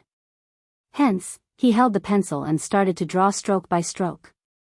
When Uncle Fu walked in, Xiao Bao had already finished drawing Shang, He had a strong talent for drawing. Although the Shang, he drew was not as realistic as the sketch, the cartoon version of Shang had a pair of big watery eyes, a small nose, and cherry lips. She was wearing a beautiful dress and standing in front of a beautiful castle. Xiao Bao added himself. The two of them were holding hands and flowers were blooming in front of them. It was a childish romance. Chu Ho thought to himself, when this kid grows up, he'll definitely be good at getting girls to like him. I'm done. Xiao Bao showed the completed invitation card to Chu Ho and Uncle Fu. The latter was stunned. Xiao Bao's drawing is so good. Yeah. Did he learn how to draw before? Chu Ho shook his head. No, he seems to have been born with a natural talent for drawing. Uncle Fu smiled.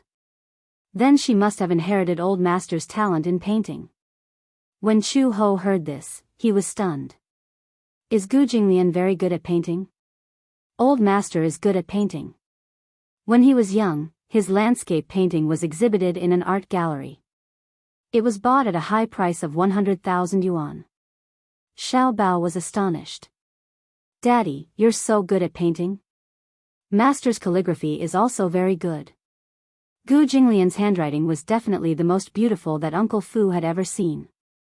It was bold and powerful, like a dragon flying and a phoenix dancing.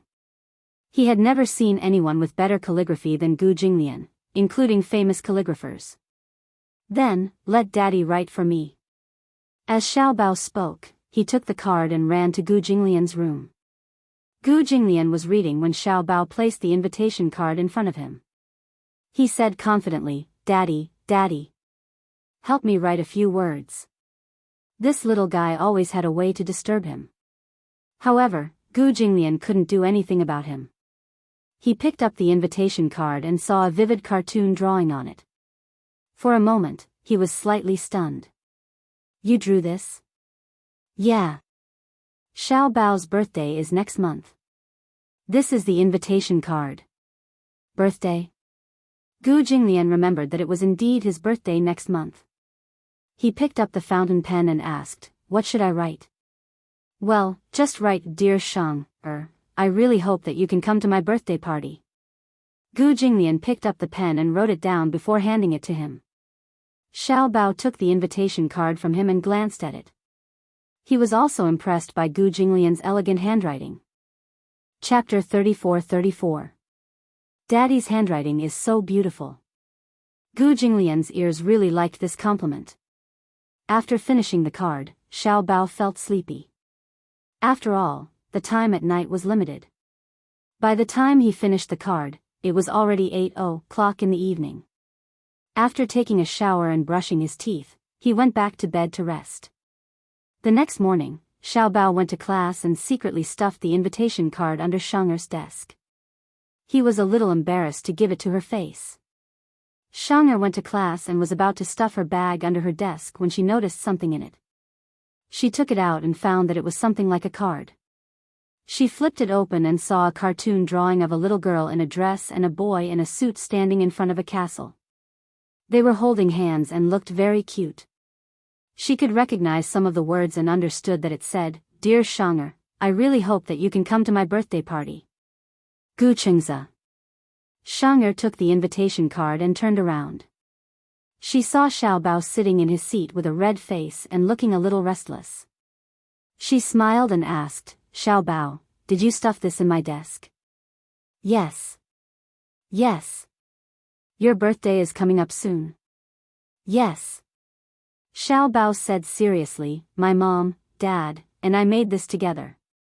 Mom was in charge of making the invitation card, I was in charge of drawing, and Dad wrote the words." "Wow!" Shang'er exclaimed, "You drew this?" Isn't it too beautiful? Her voice was a little loud and almost the whole class heard her. When the other children saw this, they immediately crowded around and fought to take the invitation card from Xianger's hands. They all exclaimed one after another. What a beautiful drawing! Xiao Bao, did you really draw this? For a moment, the children forgot that Xiao Bao was a dangerous person, and could not help but envy Xianger for being able to receive such an invitation card. Xianger said proudly, Xiao Bao gave me the invitation card. Xiao Bao said that he drew the drawing, his mom made the invitation card, and his dad wrote the words. Oh my God! I thought you bought it. Even the ones you buy aren't as beautiful as this. Look at the handwriting, it's even better than the handwriting in books. Did Xiao Bao really do this himself? I can't believe it. For a moment, Xiao Bao was extremely pleased with himself. The children took turns to praise him, making him feel like he was floating in the clouds. For the entire day, Xiang'e hugged the invitation card lovingly. This was made by Xiao Bao himself. Moreover, she was the only one in the entire class who received it. The other children were extremely envious. Xiao Bao said that all the children in the class had one. However, Xiang'e was the first to receive it. This meant that Xiao Bao treated her as his best friend. When they got home, Xiao Bao was as happy as a bird. He talked to Chu Ho non-stop. Mom, did you know? Gina really likes the invitation card I sent her. She said that she would keep it for the rest of her life. The other kids are so envious of Xiang. Some of the kids secretly asked me if I made him an invitation card. He said that he wanted to come to my birthday party too. When Chu Ho heard this, she felt gratified. After dinner, Xiao Bao started the huge project again. He made 2 cards in one go. His deskmate was a girl who liked to read comic books, especially Balala Xiao Moxian. Hence, he made the girl look like Xiao Moxian. Chapter 34-35. It had to be said that Xiao Bao was a very creative child. Every child's invitation card wasn't monotonous or rigid. For example, Shang once said that she wanted to live in a dreamy castle with a large back garden filled with flowers. So, on the invitation card, he drew a castle and flowers, and even carefully put a crown on her head. Shang loved it so much that she couldn't put it down, and the other children in the class were envious. And when the 2 children's cards were brought to class, the 2 children were extremely excited. Wow! Xiao Bao drew me so handsome. This child especially liked football, and he played very well. Xiao Bao drew a jersey for him, and it was very impressive. And the other girl liked to watch Balala Xiao Moxian, so Xiao Bao drew her as a devil fairy. When the girl saw the invitation card, she treasured it to the extreme. From this, it could be seen that Xiao Bao was actually a very meticulous child. He knew how to observe the strengths of each child, or the things that they liked. The sunflower class was in an uproar. This was because Xiao Bao could draw at most 2 cards every night, and then it was time to go to bed. After 3 days, only 5 children in the class received an invitation card. The other children were envious, but they could only look forward to whether or not they would receive Xiao Bao's birthday invitation card. For a moment, they had forgotten that Xiao Bao was the number 1 dangerous person in the eyes of all parents. But because they were reserved, they were a little embarrassed to take the initiative to ask Xiao Bao if he would draw their invitation cards. So, they could only look forward to it. Some children even came to class early, and then nervously rummaged through their desks. If they saw an invitation card, they would definitely show it off to everyone. Those who didn't receive it would have a face of disappointment, and there were even some who would be depressed and listless for the whole day. To them, this was not just a birthday invitation card. Because of the invitation card, Xiao Bao's relationship with the other children in the class gradually warmed up. Perhaps Xiao Bao didn't realize, but now, he and the other children had recovered their close relationship. As soon as Xiao Bao arrived in class, all the children stared at his every move. Their eyes were filled with yearning and curiosity as they stared at his hand. Their gazes followed him, wanting to see who his new invitation card was for. Those who didn't receive it would naturally sigh. The children who received the invitation card would bring it home and tell their parents about it. Most of the parents were reasonable. Seeing that Xiao Bao's family was so thoughtful, and that they even personally drew a card, they changed their views. Almost all the children who received the invitation cards were allowed by their parents to attend Xiao Bao's birthday party. Chu He, on the other hand, was keenly aware of it. Sometimes, when she went to pick up baby Chu after work, she would see many children excitedly surrounding him and asking him questions. "Xiao Bao, who are you going to draw today?" "Draw me, draw me." "Xiao Bao, I'll definitely go to your birthday party. When the time comes, I'll definitely prepare an awesome gift for you. So, can you give me an invitation card that you drew for me?" On the way back, Chu Ho couldn't help but ask him, "How many invitation cards are left?" Chapter 34-36. Daddy's handwriting is so beautiful. Gu Jinglian's ears really liked this compliment. After finishing the card, Xiao Bao felt sleepy. After all, the time at night was limited. By the time he finished the card, it was already 8:00 in the evening.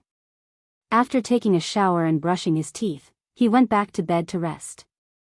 The next morning, Xiao Bao went to class and secretly stuffed the invitation card under Shang'er's desk. He was a little embarrassed to give it to her face. Xiang'er went to class and was about to stuff her bag under her desk when she noticed something in it. She took it out and found that it was something like a card. She flipped it open and saw a cartoon drawing of a little girl in a dress and a boy in a suit standing in front of a castle. They were holding hands and looked very cute. She could recognize some of the words and understood that it said, "Dear Shang'er, I really hope that you can come to my birthday party. Gu Chengza." Shang'er took the invitation card and turned around. She saw Xiao Bao sitting in his seat with a red face and looking a little restless. She smiled and asked, "Xiao Bao, did you stuff this in my desk?" "Yes. Yes." "Your birthday is coming up soon." "Yes." Xiao Bao said seriously, "My mom, Dad, and I made this together. Mom was in charge of making the invitation card, I was in charge of drawing, and Dad wrote the words." "Wow!" Shang'er exclaimed, "You drew this? Isn't it too beautiful?" Her voice was a little loud and almost the whole class heard her.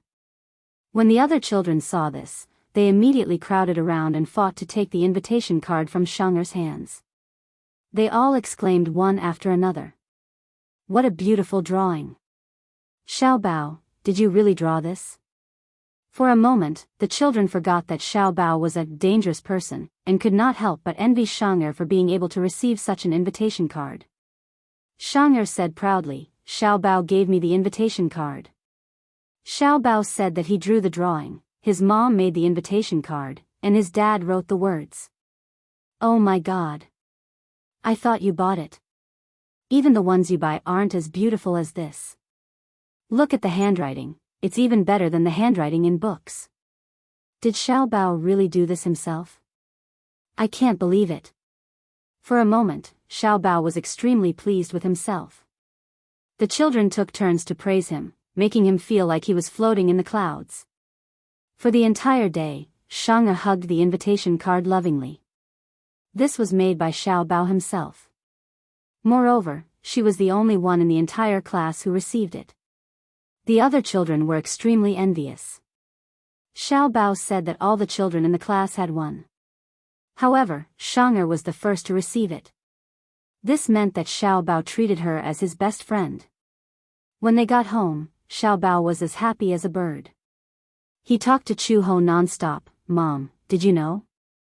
Gina really likes the invitation card I sent her. She said that she would keep it for the rest of her life. The other kids are so envious of Shang-er. Some of the kids secretly asked me if I made him an invitation card. He said that he wanted to come to my birthday party too." When Chu Ho heard this, she felt gratified. After dinner, Xiao Bao started the huge project again. He made 2 cards in one go. His deskmate was a girl who liked to read comic books, especially Balala Xiao Moxian.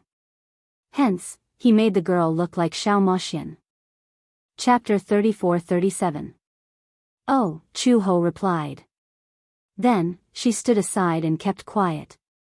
She was too lazy to waste her breath on them. Since the captain had sent her to carry out the mission, she would just do as she was told. Before she knew it, it was already midnight. Singing and dancing, neon lights flashed. The nightlife of the bustling city seemed to have just begun. Neon Paradise was located on the same street as the bar. However, the facade was not big and was hidden in a corner. After midnight, seeing that it was almost time, the police officer in charge immediately waved his hand. A few of his subordinates pretended to be customers and entered the KTV one after another. When they walked into the KTV, they saw a big round table. As the KTV entered the midnight area, in order to attract more people, many girls in bathing suits stood on the dance floor and showed off their supplies. They danced provocatively to attract attention. "Vice Captain, we've found the room, 4302. A colleague's low voice came from the earpiece. The vice captain turned around and glanced at the crowd. He said slowly, 4302, one of you go and check how many people are in the room. Chu Ho was about to walk out, but someone was faster than her. A tall and thin man stood out. Vice Captain, I'm more familiar with the terrain here. I'll go and check the situation first. Okay, go and see how many people are in the room.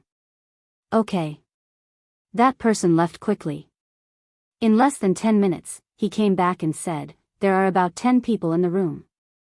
At the end of the corridor, the room with the loudest music is there. The doors of KTV rooms were often made of transparent glass. Through the glass, he saw 6 or 7 men inside, each holding a woman. They were smoking and swaying their bodies to the loud music. He saw a pile of cash on the table and a lot of cash scattered on the floor. It basically confirmed the fact that they were smoking and gambling. They seemed to be almost done drinking. Some of them have lost consciousness and are standing there dancing. The vice captain stood up and ordered, arrest them. A few police officers immediately walked towards 4302. They couldn't wait to finish the mission and go home to sleep. He was too tired. He had worked all day and returned home at night. He had just eaten dinner and had not laid on the bed to rest when he received a call from the captain. Chu Ho remembered that every member of the anti-corruption team had signed a life and death agreement. The so-called life and death contract, the police station would list out a contract, on which all kinds of accidents would be written. Therefore, when they joined the anti-mafia group, they all knew that this position was dangerous. Moreover, it was a thankless task. The bars in Beijing were the hardest hit areas. The few of them walked to the door of room 4302 one after another. 2 on the left and 2 on the right. They stood at the door, waiting for the right opportunity. Chu Ho finally lost his patience. If they continued to wait like this, how long would it take? It was just catching a few criminals. Was there a need to waste so much effort? She walked to the door, and before the police officers could react, they watched her raise her foot and kick the door open. The sudden loud noise frightened everyone in the room. This was especially true for the women. They were so frightened by this huge commotion that their faces turned pale. A few police officers were secretly angry at her for acting rashly. They gritted their teeth in hatred. This newbie only knew how to delay and regret. Why did she have to beat the grass and scare the snake? Chapter 34-38. This stupid woman, why did she have to alert the enemy? However, they did not have time to complain. They immediately pulled out their pistols from their waists and rushed in. Don't move. Put your hands up and squat on the floor. Hurry. Ah, screams could be heard everywhere. In the air, there was a strange aroma and a strong smell of alcohol. On the floor, there were many bottles of alcohol and red banknotes spread out on the floor, forming a thick stack. Chu Ho frowned. However, in the private room, a man with 2 women in his arms laughed coldly. Who are you? Damn it. You've ruined my mood. It was obvious that the atmosphere was at its climax. Chu He's sudden intrusion had spoiled their mood. Even an idiot could tell that these people, who were wearing ordinary clothes and holding pistols, were plainclothes policemen. However, they were not afraid. A few burly men slammed their pistols on the table. With cigarettes in their mouths, they sneered, "Are you new police officers? Do you know who our boss is? It's not your place to be so presumptuous. Don't blame us for being rude if you ruin our boss's mood." The police officers looked at each other. Just as they were at a loss as to how to end the situation, Chuhi suddenly smirked. She picked up a wine bottle with the tip of her foot and held it in her hand. She threw the bottle at the officer, who was about to load his gun, and it hit his wrist. The bottle shattered. The man cried out in shock. His wrist shook and the pistol fell to the floor. The man cursed and immediately bent down to pick it up. Chu-hee, on the other hand, was quick to react. With a kick on the stairs, she leaped into the air and landed a dashing flying kick on his nose. "Ugh," the man groaned. Due to the huge inertia, he flew a few meters away. Everyone was dumbfounded. Chu-ho's kick was too cool. They did not expect her to be so strong when she was so skinny. One had to know that this man was so tall and sturdy, yet he was sent flying by her kick. While everyone was still in a daze, Chu-ho casually grabbed the gun and loaded it in half a second. She glanced around the room and shouted, "Put your hands on your head and squat on the ground. Don't move." A middle-aged man, who was surrounded by a crowd of people and looked like a boss, slammed the table angrily and stood up. He pointed at her nose and scolded, "Who do you think you are? How dare you behave so atrociously in my territory? Are you trying to show off to me?" Chu-ho didn't have the patience to listen to his nonsense. He flipped over to the table, picked up the wine bottle, and smashed it toward his face. Only a clang sound was heard. In the next second, there was the sound of a wine bottle shattering. The bottle exploded on the man's face, and his nose was broken by her. Everyone was even more dumbfounded. F***ck, UF***king B***tch, how dare you hit me? The man covered his bleeding nose, pointed at Chu-ho and shouted, "Go." A group of men rushed toward Chu-hee in a hubbub.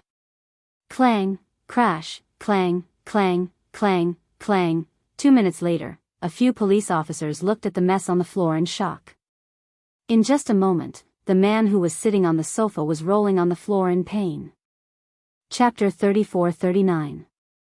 There were so many men, but this woman had taken care of them all by herself. The police officers were in disbelief. Chu-ho looked around and saw her colleagues behind her looking as if they had seen a ghost. She frowned. "What are you all standing there for?" It was only after she had spoken that everyone came to their senses. "You, where are the handcuffs?" Chu-ho said angrily, "Cuff them up." Oh. The police officer was shocked and immediately took out the handcuffs to tie them up one by one. When he called the captain to report to him, he was still waiting anxiously at the police station for news. After all, the target of this operation was an underworld organization with a strong background in the city. They specialized in selling drugs and had a group of prostitutes under them who were involved in sex trafficking. The anti-mafia team had been watching them for a long time and had been waiting for an opportunity to take action. They were worried that some of their colleagues would be injured in this operation. They were especially worried about Chu-ho. She was a woman, and although she had skills, but, just as the captain was thinking about this, his cell phone rang. He was shocked. It had not been long since they took action. Could it be, what had happened? He picked up the phone in fear. It was Chu-ho's voice. "Captain, we're about to pack up." "Pack up?" The captain furrowed his brows. "They ran away. They're on the way back to the police station. We've caught them and are about to bring them back for interrogation." The captain opened his mouth wide in shock. He looked as if he had seen a ghost. So fast. That was too fast. He could not believe it. However, when Chu-ho and a few other police officers brought the 15 suspects back to the police station, the captain finally believed it. Originally, the few experienced police officers in the anti-mafia team looked down on Chu-ho. She was just a woman, yet she was in the anti-mafia team. No one was convinced. However, after this experience, they saw with their own eyes that she had subdued the 15 suspects within a few minutes. Especially her outstanding skills, it was simply shocking to the point that people's eyeballs almost popped out. At this moment, the others were completely convinced. You really could not judge a book by its cover. Just by looking at her appearance, it was hard to imagine that Chu He's weak body contained so much energy. How did she do it? This woman's background was not simple. One of the police officers had not recovered from the thrilling scene just now. He walked up to the captain and asked in surprise, "Captain, this new woman. Is she really a woman?" Her skills, her courage, and her calmness in the face of trouble really made these men feel inferior. The captain frowned and asked, "What happened just now?" Just now. Before he could finish speaking, Chu Ho walked to the captain and said, "The mission is over." The captain immediately came back to his senses, nodded, and said with a smile, "Thank you for your hard work." Chu. Or I have a car, why do you need to take a taxi? I'll send you back. You've worked hard today. I'm worried about you walking alone at night. Could it be that captain is worried that I'll be attacked by criminals while walking at night? The captain was speechless. There was really nothing to worry about. Chapter 3440. The captain said, "Give me a call when you get home." Chu Ho nodded. When she turned around, she broke out in a cold sweat. How could she let the captain of the anti-corruption team send her back to the Gu family? If he looked up and saw that she was staying with the Gu family and recognized the Gu family mansion, he would definitely be in a mess. She was about to leave when the captain called out to her from behind. "Chu Ho." "Yes?" She came back to her senses and looked back abruptly. Her elegant face, however, was a man who was more than 1.8 meters tall. His face immediately turned red. He stammered for a long time, but he couldn't think of what he was going to say. Thus, he stammered, Be careful on the road." "Okay, don't worry. I'll be fine." Chu Ho left after saying that. A few policemen came up to him. Seeing that the captain was blushing, they couldn't help but tease him, "The captain is blushing. How rare. How rare. Don't tell me you've taken a fancy to her." The captain said angrily, "What nonsense are you talking about? Hurry up and interrogate the criminal." "Oh." The few of them turned around resentfully and walked towards the interrogation room. The captain seemed to have thought of something and said sternly, "Wait. What's the matter?" "I thought of what I was going to say." The captain said, "Since Chu Ho has just joined our anti-corruption team, let's hold a welcome banquet for her tomorrow night. In any case, as her seniors, we have to properly entertain this new policewoman, don't we?" The few of them looked at each other but didn't object. After tonight's operation, everyone's impression of Chu Ho had changed. They had originally thought that this woman wouldn't have any skills and that they would have to take care of her while carrying out the mission. In the end, they didn't expect that she would be the most capable one. Those who had been prejudiced against her were completely dispelled now. Okay. It's settled then. When Chu Ho reached home, it was already 1:00 in the morning. Xiao Bao was originally asleep, but no matter how careful she was, she still woke the little guy up. Because Chu Ho was not around, the little guy did not sleep well. In the middle of the night, he heard some noises. When he opened his eyes, he saw Chu Ho enter the room quietly. She didn't seem to realize that Xiao Bao had woken up, so she still tiptoed and changed into her pajamas. Just as she was about to get into bed, she suddenly thought of something. She took out her phone and dialed a number. The call was quickly picked up. "Chu Ho, are you home yet?" The room was so quiet that the man's voice on the phone was so obvious. Xiao Bao widened his eyes in shock. Why was it a man's voice? Moreover, his tone was so gentle. Could it be another bad guy trying to take advantage of her mother?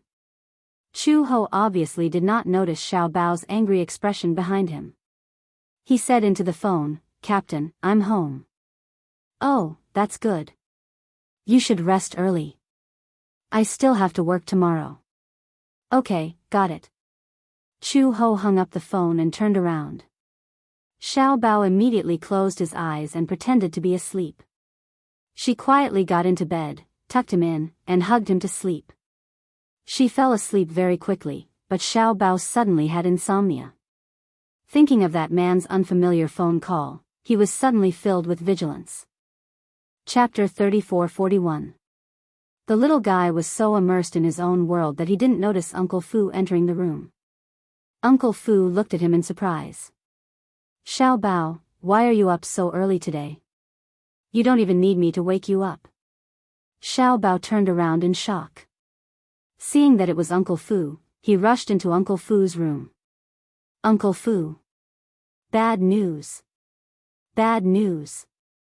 Uncle Fu was startled by the little guy's shouting. He hugged him and quickly asked, "What's wrong? What's bad news?"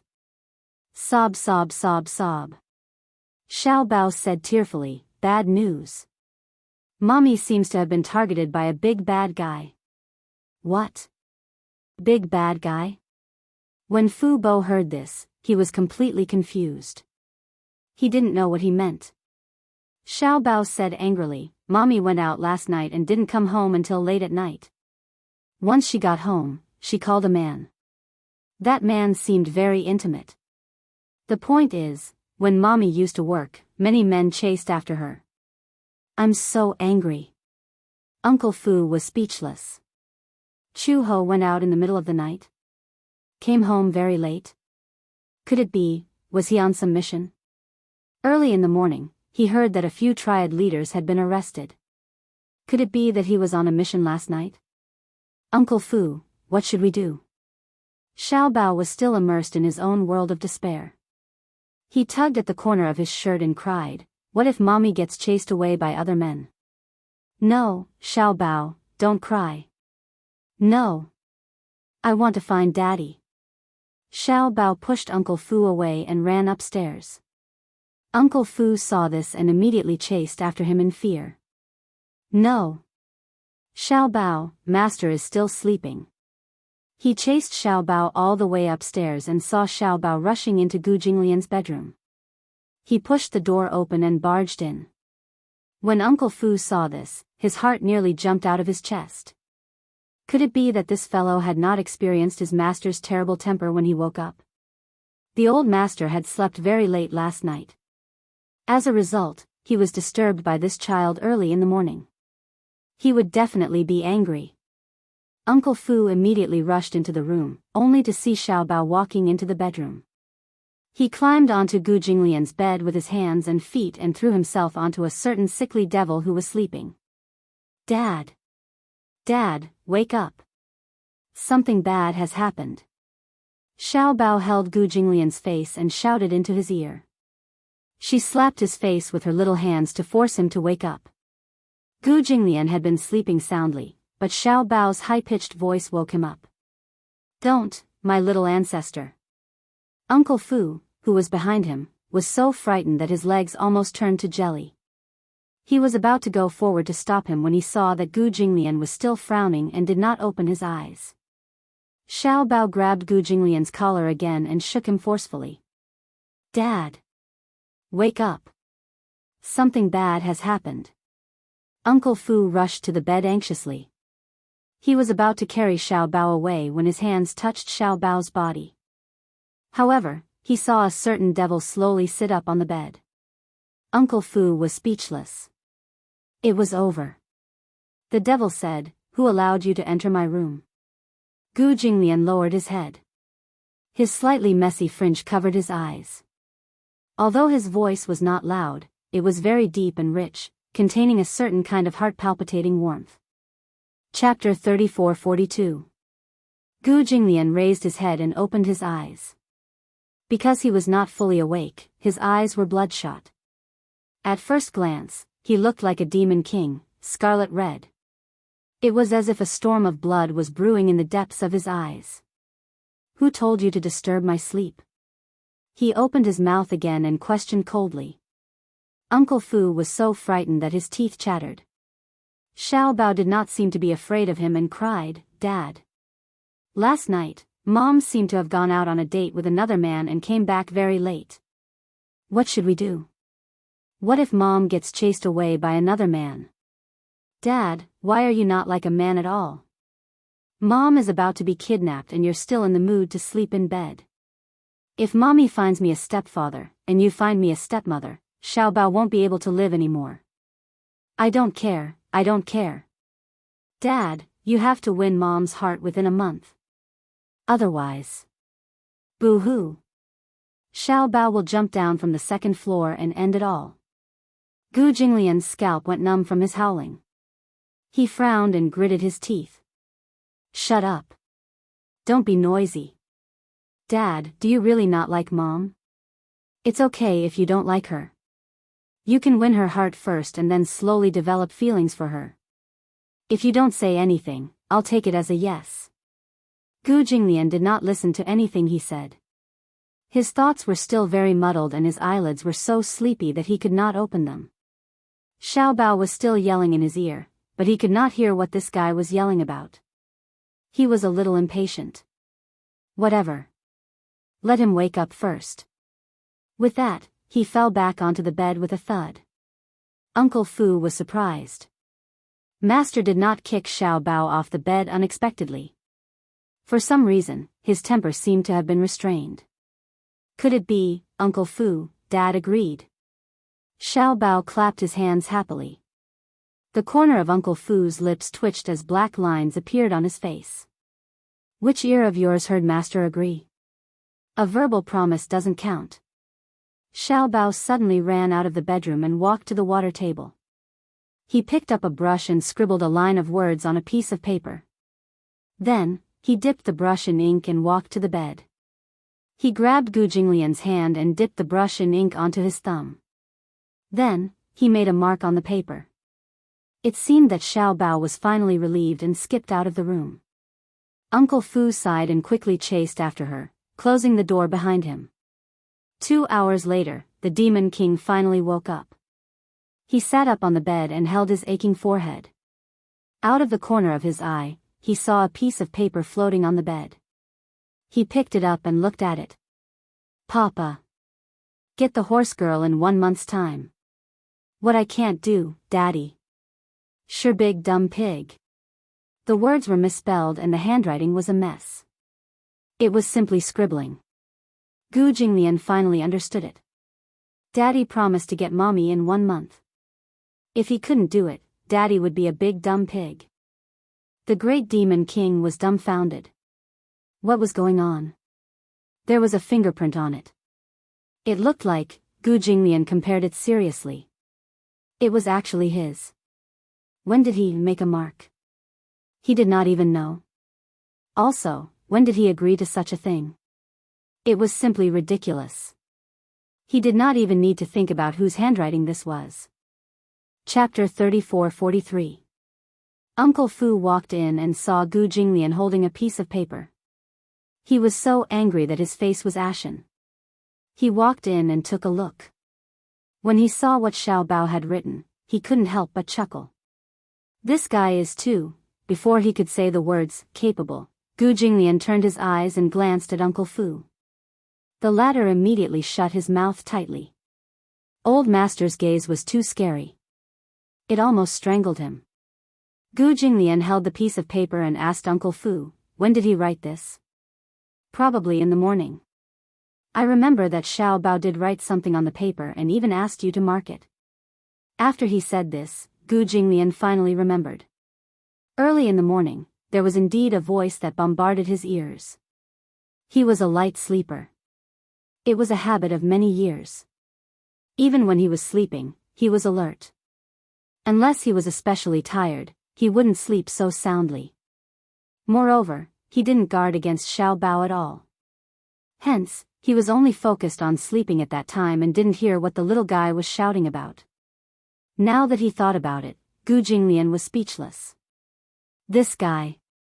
Just as he was gnashing his teeth, Uncle Fu kindly advised, "Old Master, why don't you fulfill Xiao Bao's wish? Marry Chu Ho. This way, Xiao Bao will be relieved of one of his worries. It would also be relieved of one of his worries. Uncle Fu had always hoped that Gu Jinglian would get married and not be alone in the world. He was old and this was the only wish left in his life. Gu Jinglian didn't think much of it.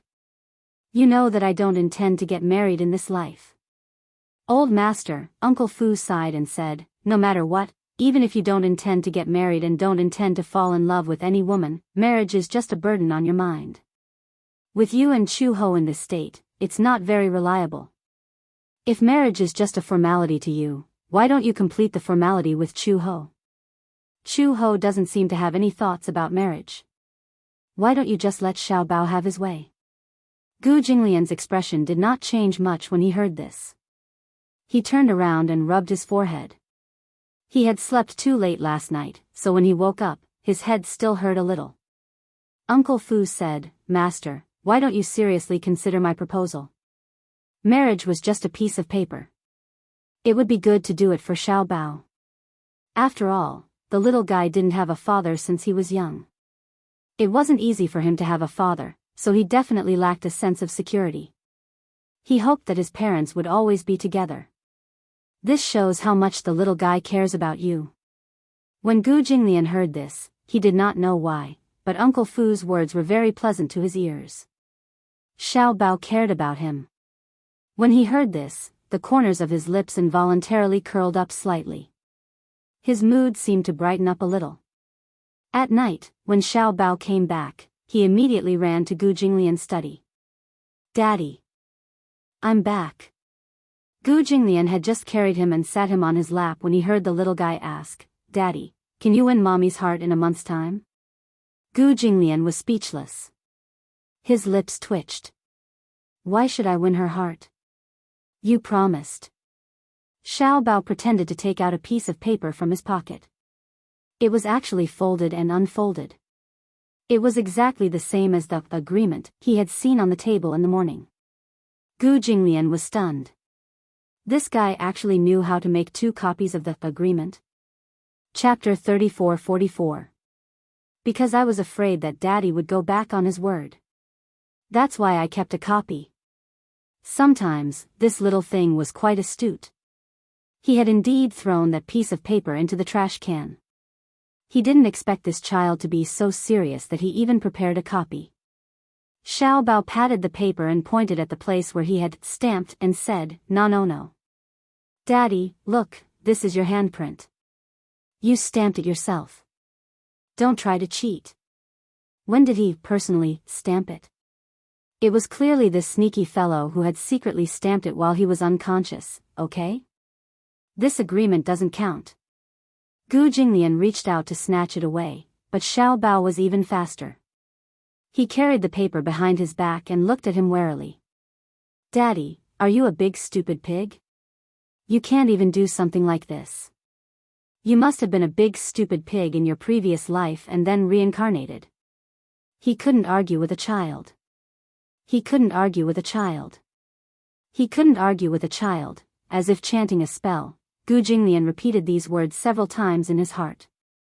Only then did he calm down. He pinched Xiao Bao's cheek and said through gritted teeth, If I'm a big stupid pig, then what about you? A little stupid pig? If Uncle Fu was here, he would definitely be scared out of his wits. Gu Jinglian was used to being mature and steady. Now, he was seriously debating such a childish question with a child of a few years old. No way. Xiao Bao put his hands on his hips and said arrogantly, I'm a genetic mutation genius. You are indeed a genetic mutation. Daddy is so smart. How can you be so stupid? Xiao Bao heard this and said angrily, How dare you call me stupid? Reflect. Reflect your reflection. Rebound, rebound, rebound, reflect your reflection, reflect your reflection, reflect. Xiao Bao's eyes were spinning. Soon, he was confused by Gu Jinglian. His little brain could not wrap itself around it. He actually could not tell how many bounces Gu Jinglian had said. The capacity of his little brain was a little insufficient. Xiao Bao pouted and said, Anyway, I don't care. Anyway, since Dad promised me something, he must do it. Otherwise, Daddy is a big stupid pig. Xiao Bao wanted to matchmake Gu Jinglian and Chu Ho. In the end, when Chu Ho returned home and was about to finish his meal, Xiao Bao had already taken action. At the dining table, Gu Jinglian and Chu Ho sat opposite each other. Xiao Bao sat in the middle. During the meal, Gu Jinglian did not say a word and ate quietly. It was the same for Chu Ho. Xiao Bao raised his head and looked at Gu Jinglian and then at Chu Ho. Suddenly, he reached out his chopsticks, picked up a piece of red braised pork from the plate, and placed it in Chu Ho's bowl. Chu Ho looked up in surprise, but heard Xiao Bao say, "Dad asked me to give this to you. Dad said that Mom is too skinny and needs to eat more meat to gain more weight." He was definitely up to something. Gu Jinglian narrowed his eyes gloomily. When did he say something like that?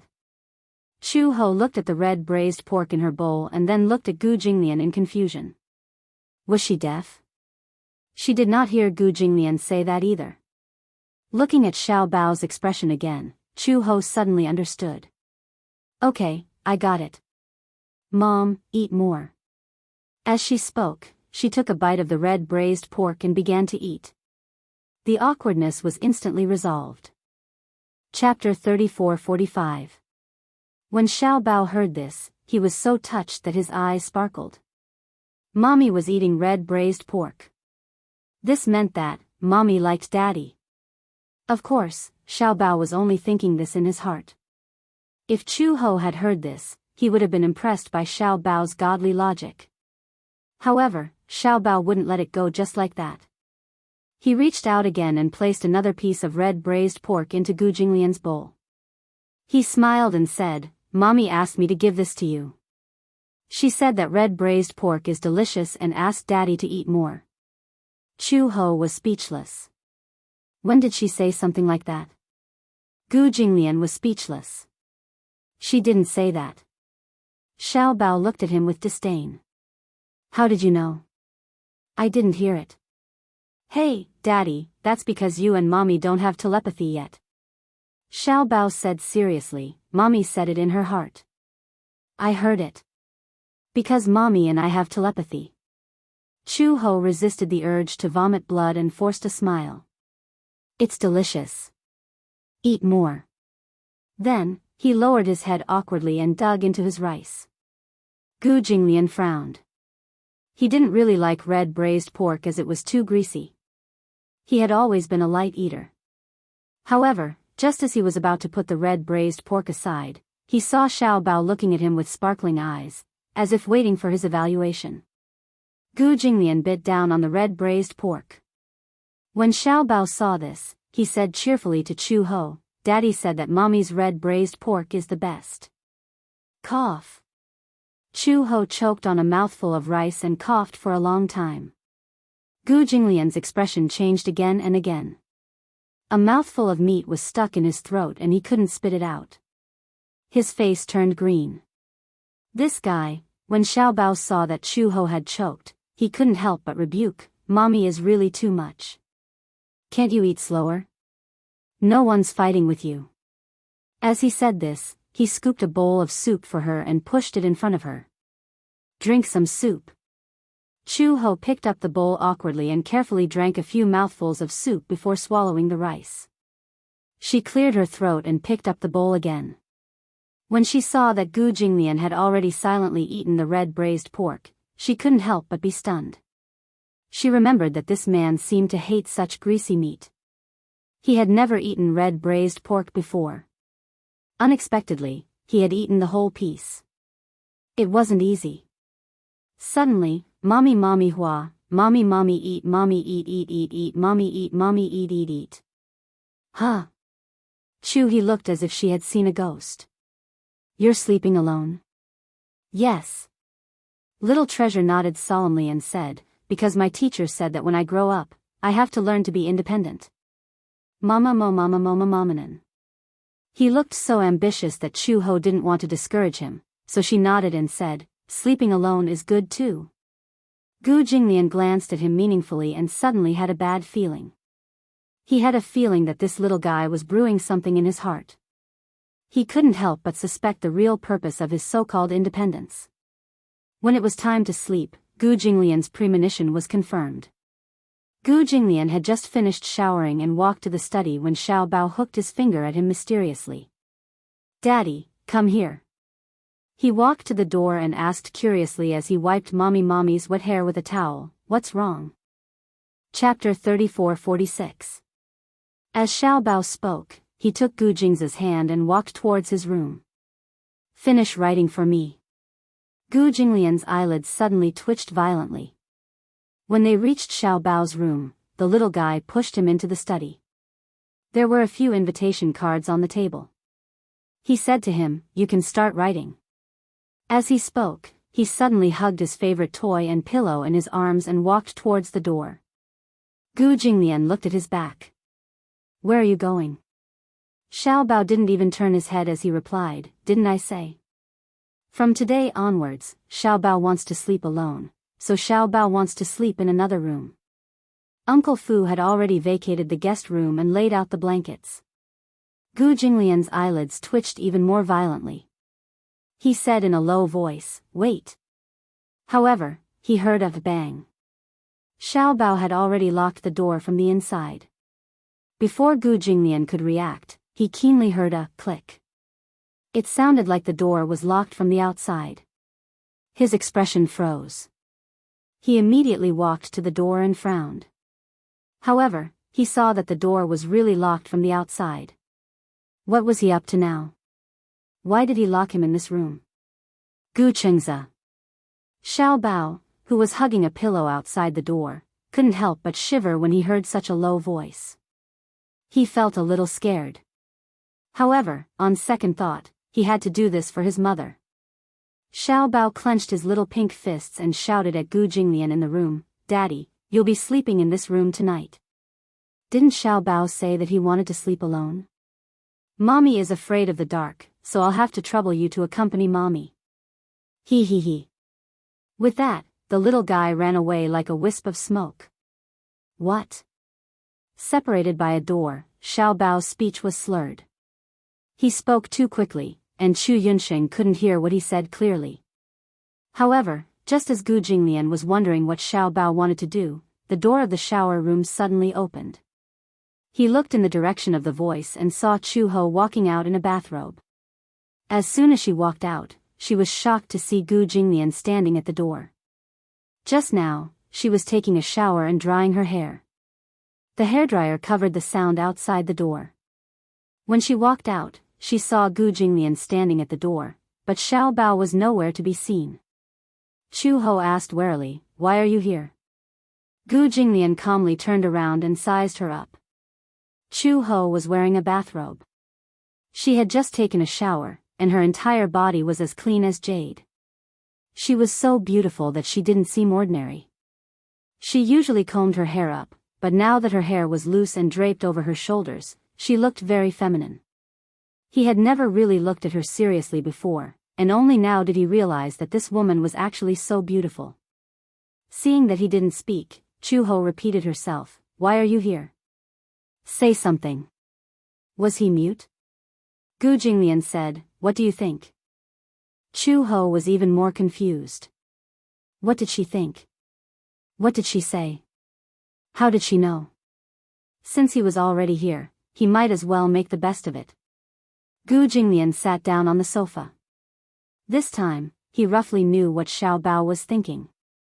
He wanted to force him to stay in the same room as Chu Ho. This little guy was so young, but he was so scheming that he could even think of such a method. It was really an eye-opener for him. It seemed that he had underestimated him by calling him stupid.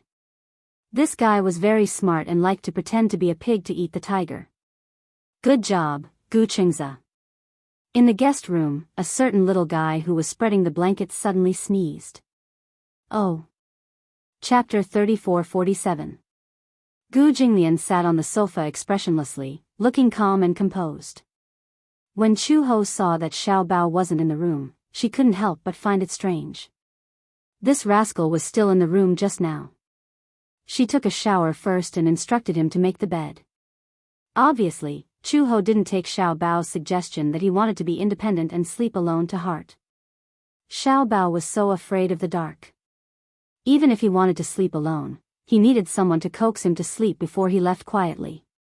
Sleep alone? He couldn't sleep at all. She had only taken a shower, but where was he now? How could he have disappeared? She asked, "Where's Xiao Bao?" Gu Jinglian looked at the door. Chu Ho followed his gaze and looked at the door. She suddenly felt strange and immediately walked over. She reached out to grab the door handle, but the door was locked from the inside. It was actually locked from the outside? She was extremely surprised. She turned around and looked at Gu Jinglian in astonishment, but heard him say calmly, "It's your son's doing." When Chu Ho heard this, she immediately realized what was going on. At the same time, she said indignantly, "It's your son too." Gu Jinglian raised his eyebrows and didn't say anything. Chu Ho slammed the door and said sternly, "Xiao Bao." Outside the door, no one answered for a long time. Xiao Bao was no longer outside the door. Chu Ho was a little angry. What was this rascal trying to do? Why did he do that? Why did he lock us in a room? Gu Jinglian looked up at her again. For a moment, his deep, phoenix-like eyes were filled with unfathomable emotions. She could not see clearly or understand what was brewing in his eyes. He suddenly started to seriously consider Xiao Bao's suggestion. Hence, at this moment, he was deliberating on how to say it. However, just as he spoke, "Chu Ho, you," the next second, he was interrupted by the ringtone of a cell phone. Chu Ho followed the sound and looked at the bed. He saw his phone vibrating and ringing loudly. As she dried her hair, she walked to the bedside and picked up her phone. When she answered the call, the captain's hearty voice came from the other end. "Chu Ho, where are you? Come out for supper, we've already made plans." Chu Ho was confused. Supper? Didn't I tell you after this morning's meeting? Tonight, the anti-mafia team will have supper together. Treat it as a welcome dinner for you. I see, Chu Ho wasn't interested in supper. If it wasn't for an urgent mission, she wouldn't have bothered to go out in the middle of the night. In addition, she was now trapped in her room by Xiao Bao, so it wasn't convenient for her to go out. She said, "I can't go out tonight. Thank you for your kind intentions, Captain and Senior. Let's forget about supper." The captain laughed and said, "This is a welcome banquet. How can we forget about it? In our group, this is a rule. It's not considered especially grand. Hee hee. We'll just have some barbecue and beer together." Then, Chu Ho saw that she couldn't refuse and said plainly, "Why don't we change it to tomorrow? I really forgot about this today. I'm sorry." Gu Jinglian saw that her tone was gentle, which was rare. When she was on the phone, her face was no longer stiff. He couldn't help but get up and walk slowly towards her. Chu Ho was still holding her phone. Obviously, she didn't realize that he was slowly approaching her. "Okay, there's no hurry. Let's set it for tomorrow then," the captain said. Chapter 34-48. Chu Ho smiled and said, "Captain, you should rest early too." "Wait. Chu Ho." The person on the other end of the line suddenly called her nervously. Chu Ho raised her eyebrows and said in surprise, "What's the matter? Is there anything else?" The captain smiled and said, "I just wanted to ask you how old you are. Girls your age usually have a boyfriend." Gu Jinglian heard the man's voice and couldn't help but frown unhappily. When Chu Ho heard this, she said disapprovingly, "I don't have a partner." "You don't have a partner?" The man on the other end of the line seemed to be agitated. Just from his tone, it was as if he had heard great news. "You're single?" "Yeah. You can say that. Why are you suddenly asking this?" Oh, it's nothing. As a captain, I have to care about my subordinate's marriage." "Oh, I see." Chu Ho didn't pay much attention to it. She was especially clueless in this aspect. The man's gaze behind her became even colder. Was this woman an idiot? The man was obviously interested in her. Otherwise, under normal circumstances, no one would ask such a question. His tone sounded quite nervous. He was even inexplicably agitated when he found out that she was single. Did she really not understand, or was she playing dumb? After Chu Ho hung up the phone, she turned around and bumped into Gu Jinglian's chest. She furrowed her brows in pain as her forehead bumped into his collarbone. It was quite painful. Chu Ho took a few steps back, only to see Gu Jinglian standing in front of her expressionlessly. He didn't move an inch, but his eyes lingered on her body as if he was trying to figure something out. She asked cautiously, "Why do you keep staring at me?" "Who was that man just now?" he asked. Chu He, on the other hand, was stunned. What was wrong with this man today? Did he take the wrong medicine? Why was he suddenly concerned about someone other than her and Xiao Bao? Gu Jinglian's personality had always been indifferent. He never cared about anyone and treated others as air. "Does it have anything to do with you?" Chu Ho said unhappily. "Why are you suddenly concerned about this?" "What? Can't I ask?" "Not an important person." Chu Ho saw that Gu Jinglian's eyes were getting colder and colder, so he said, "The leader of the anti-mafia group, my direct superior." Anti-mafia group? However, Gu Jinglian felt that it was extremely ironic. Of all the jobs you could do, why did you have to go to the anti-mafia group? Is there a problem? Chu Ho didn't think there was a problem at all. Even if the man standing in front of her was Xiao Bao's biological father, he was also the man that all the members of the anti-mafia group hated. She joined the anti-mafia group because of her identity and past background. She was definitely qualified for this job. Chu Ho preferred to work with men. She couldn't handle the scheming between her female colleagues in the workplace and the schemes between her superiors and subordinates. She would definitely be overwhelmed. In comparison, the work of the police seemed a little rough. However, it was better to deal with these tough men than to work with those calculative white-collar women. Moreover, she was an Interpol officer. She could be considered to be living off her past.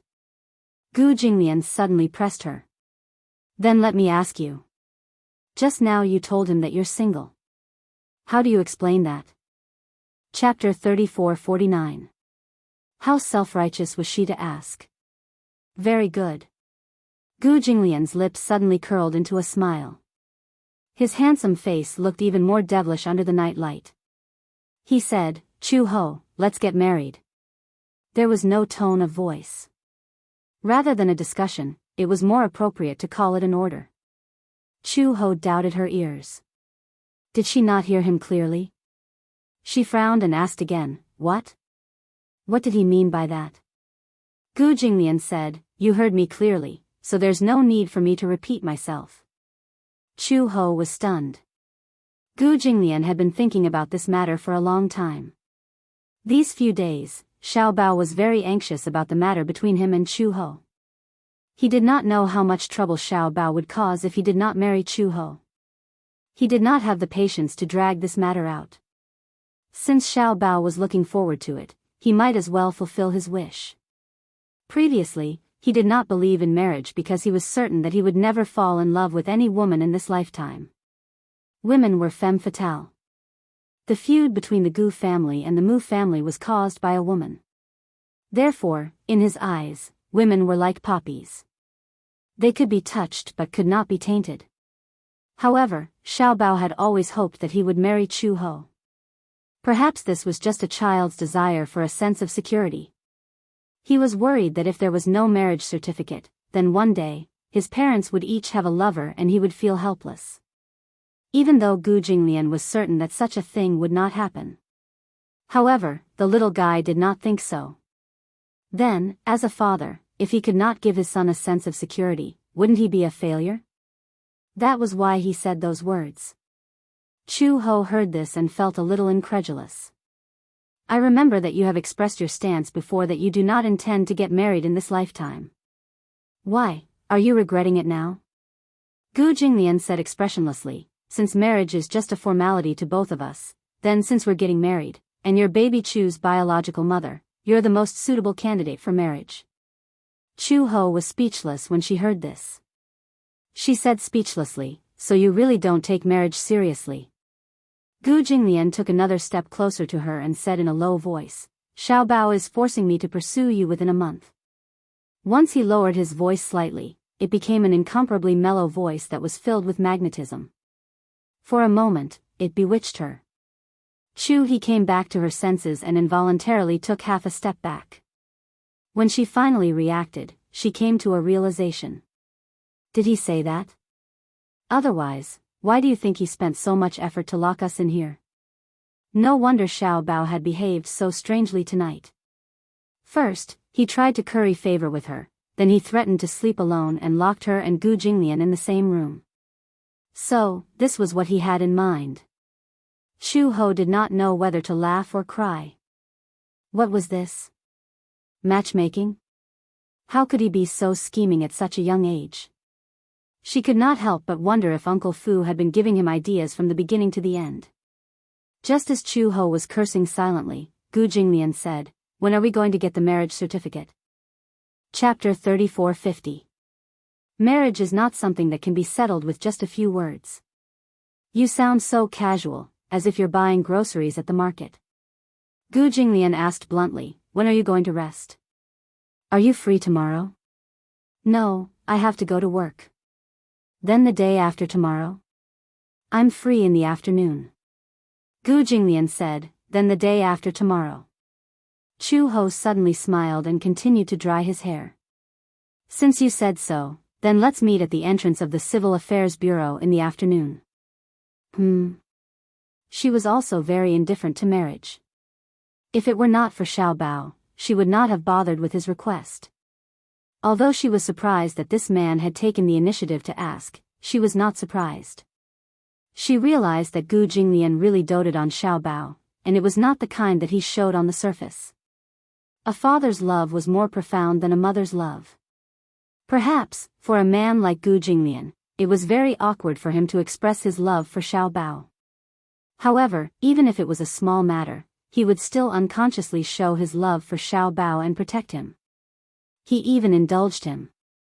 He did not even dare to imagine that if it had been the Gu Jinglian of the past who had been locked in the room alone, he would have definitely flown into a rage. She should be glad that the person who had locked them in the room was Xiao Bao and not anyone else.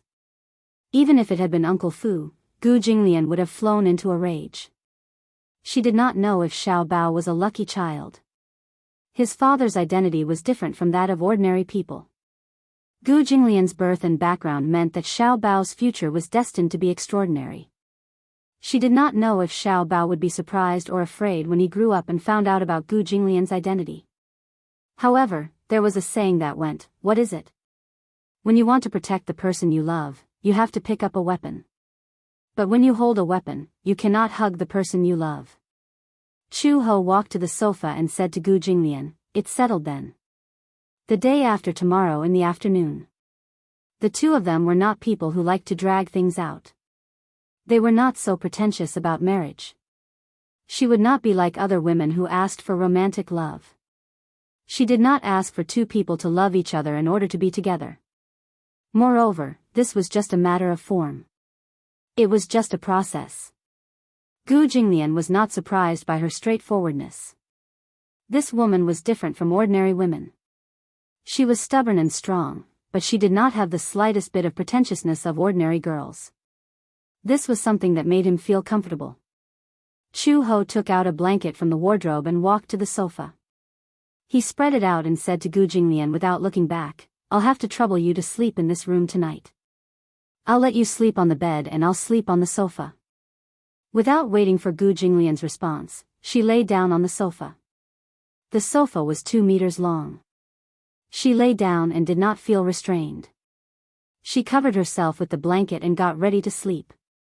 Gu Jinglian looked at her for a while and then returned to the bed. However, he was not sleepy as he lay on the bed. He turned off the lights and the room was dark. Only the moonlight shone in from outside the window. He sat up and looked at the sofa. He saw Chu Ho wrapped in the blanket and sleeping quietly. She was very quiet when she slept. If not for her light breathing, he would not have felt her presence. He suddenly got out of bed and walked slowly to the side of the sofa. He looked down at Chu Ho's quiet sleeping face. Her beautiful black hair spread out on the pillow like seaweed. Chapter 34:51. It was only when she was asleep that her sharpness was restrained. Gu Jinglian sat down beside her and looked at her casually. Chu Ho was in her dream and did not notice the unusual movements around her. Gu Jinglian was a little stunned. Her vigilance was much lower than before. Or it could be said that she was no longer guarded against him. With her status, she was very vigilant. Even if she was asleep, she would immediately wake up if there was a slight movement around her. It used to be like this. But now, she did not seem to be as wary of him as before. Gu Jinglian could not help but be a little stunned when he realized this. His encounter with this woman was not a coincidence. When he first entered the Gu family, he knew that this woman had a strong background. But at first, he didn't know who she was until she had been by his side for more than a month. According to the investigation report, she was a high-level figure from the Interpol. She was not simple. For a woman to be able to hold the position of anti-crime inspector in such a competitive international police organization, and the highest position at that. This showed that this woman's methods were quite ruthless. It was said that her previous life was a mercenary. This showed that she stood out from thousands of people in the fierce battle. After knowing her identity, he was not in a hurry to expose her. Gu Jinglian occasionally felt that life was boring. With such an interesting woman by his side, he felt a little interested in teasing her. This man was like an elegant cat. After catching his prey, he was not in a hurry to kill it. Instead, he liked to slowly play with it until the prey was tortured to the point where it would be better off dead.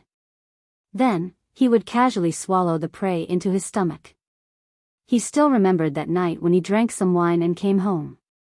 He usually did not have a high tolerance for alcohol, but that day, he unintentionally drank a little too much and was in a slightly tipsy state.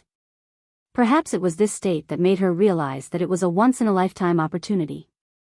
So, she wanted to make a move on him. Gu Jinglian was in the room. Chu Ho slowly walked in.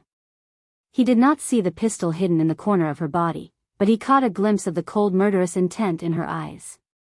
She wanted to kill him. Chu Ho had received the order from the headquarters a long time ago, but he had not had the opportunity to do so.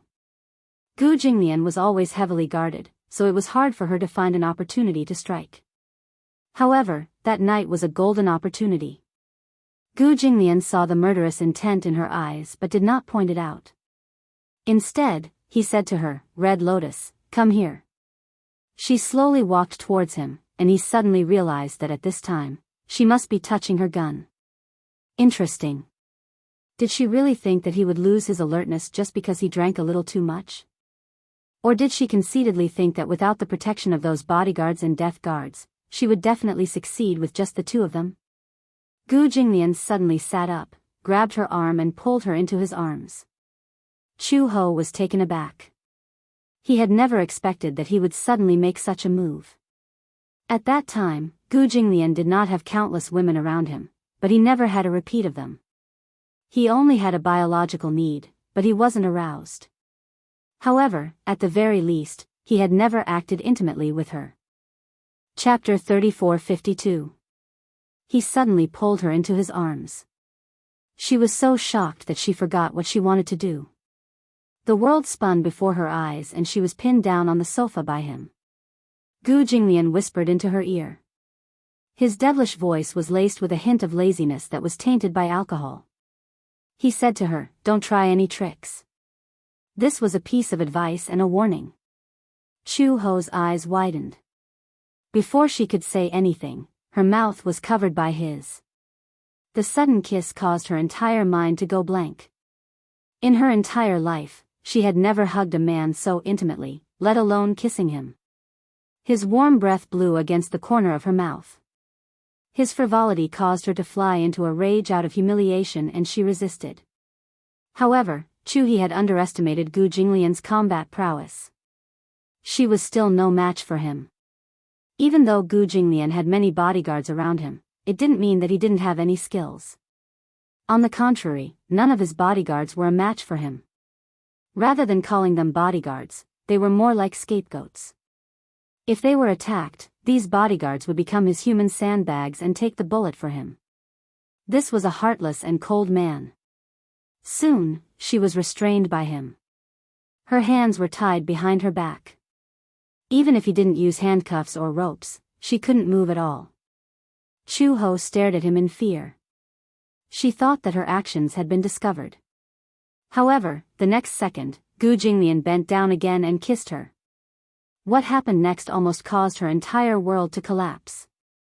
She was no match for him at all, so she let this man do whatever he wanted. When she woke up in the morning, the soreness all over her body reminded her that what had happened last night wasn't a dream. She didn't know how she left. She put on her clothes in a sorry state and fled the room. However, she didn't know if Gu Jinglian did it on purpose or if he really didn't remember what had happened that night. He didn't seem to mention it either. She thought that he must have been so drunk that he forgot everything that he had done and said. But what she didn't expect was that he was still very conscious and remembered everything clearly. Chu Ho was completely clueless in this aspect. As a result, she did not take any protective measures after the incident. As a result, when the Gu family issued the order to purge her, she did not know that she was already pregnant with his flesh and blood. This was also a surprise to Gu Jinglian. It wasn't that he couldn't control himself that night. It wasn't because he was careless. Instead, he knew very well that this woman wanted to kill him, so he couldn't let her live. Did he have feelings for her? It was simply a fantasy. However, 5 years later, he did not expect that she would be reborn as the birth mother of his son. She bore him a son. This was something that he had not expected. Gu Jinglian was initially very repulsed by Xiao Bao's appearance. He had never thought that he would have a son in this life. He was very resistant to the sudden appearance of his son, his flesh and blood. However, the moment this noisy little fellow appeared in his line of sight, his originally cold and lonely world was stirred up into a state of chaos. His originally ice-cold heart was gradually warming up. Chapter 34-53. Gradually, he acknowledged Xiao Bao's identity and the fact that Xiao Bao was his son. Gradually, Xiao Bao no longer held any animosity towards Chu Ho. No one was born cold and indifferent. However, because of his environment, he had a cold and indifferent personality. Gu Jinglian did not shy away from the fact that he was a cruel and merciless man. He also did not deny that in many people's eyes, he had the image of a demon king. However, in his eyes, what was scarier than evil was hypocritical justice. Human nature was selfish. Perhaps people were born pure and untainted, but as they grew up, there was no such thing as a pure and untainted person. It was just that his evil was purer and more undisguised. Xiao Bao did not sleep well the entire night. He clung onto Uncle Fu to sleep with him. Even though Uncle Fu was asleep beside him, his imagination was still running wild. He wondered how Daddy and Mommy were doing. Since they were locked in the same room, there should be some progress in their relationship, right? He did not remember which subordinate had suggested this lousy idea to him. It was said that regardless of whether it was a saint or an evil person, as long as they were normal men and women lying on the same bed, there would be a wonderful chemical reaction. Xiao Bao's understanding of this sentence was that if they slept on the same bed, their relationship would become better. The little guy did not know anything about love. He was only connecting himself and Chu Ho. Every time he slept with Mommy, he felt especially safe. If he let Daddy and Mommy sleep together, perhaps he would also feel this sense of security. It would be best if Mommy could rely on Daddy, and Daddy could rely on Mommy. This way, he would be able to fulfill his wish. Just like that, he muddle-headed until morning. Even though Xiao Bao did not sleep well, when he thought of Gu Jinglian and Chu Ho, he felt energized and nimbly got out of bed. He rushed to the room, unlocked the door and walked in. However, he saw Chu Ho sleeping on the sofa, wrapped in a blanket and still not awake. Xiao Bao was instantly dumbfounded. When he looked at the bed again, he saw Gu Jinglian lying on the bed. When he heard the door open, he immediately woke up and sat up from the bed, looking at him coldly. "Good morning, Daddy." He greeted him awkwardly. Just as he was about to ask why one of them was sleeping on the sofa and the other on the bed, he caught a glimpse of Gu Jinglian's dangerous gaze from the corner of his eye. He immediately became terrified and quickly escaped. During breakfast time, Gu and Chu Ho went downstairs one after another. They saw Xiao Bao was sitting at the dining table, looking aggrieved. He watched as they walked into the dining room and sat down next to him. He was fuming mad when he thought he saw the scene when he opened the door that morning had rushed was furious thought. This father of hers was a little too disappointing. Had wasted all his efforts had wasted his efforts. In the end, it was a waste. When he thought of this, he did not even have the appetite to eat breakfast. When Chu Ho saw that his cheeks were puffed up with anger, he resisted the urge to teach him a lesson and exchanged glances with Gu Jinglian. Gu Jinglian's anger had also subsided. He took into account that he was still young and did not argue with him. Besides, Xiao Bao did not have any bad intentions when he did this. He seemed to be very indulgent towards this son of his. Gu Jinglian suddenly forked 2 slices of ham onto his plate and said in a low voice, "Your mommy wants you to eat more meat." It was just a simple sentence, but it made Xiao Bao feel happy all of a sudden. Chapter 34-54. Baby Chu picked up his knife and fork and stuffed the ham into his mouth clumsily. He ate with relish. After he finished eating, he looked at Chu He with a pair of longing eyes. Chu Ho did not want to disappoint him, so she poured him a glass of milk and pushed it in front of him. "Your dad said to drink more milk to replenish your calcium, so you can grow taller." Wow! That was great. He did not expect the relationship between the two of them to improve so quickly. In just one night, Dad and Mom had become so close to each other. Xiao Bao suddenly felt that the previous night's action was definitely the wisest decision he had ever made. He held the glass of milk and took a big gulp. His heart was filled with sweetness.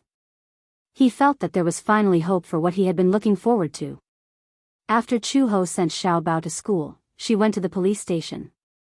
Her outstanding performance that night had allowed her to become an official member in advance.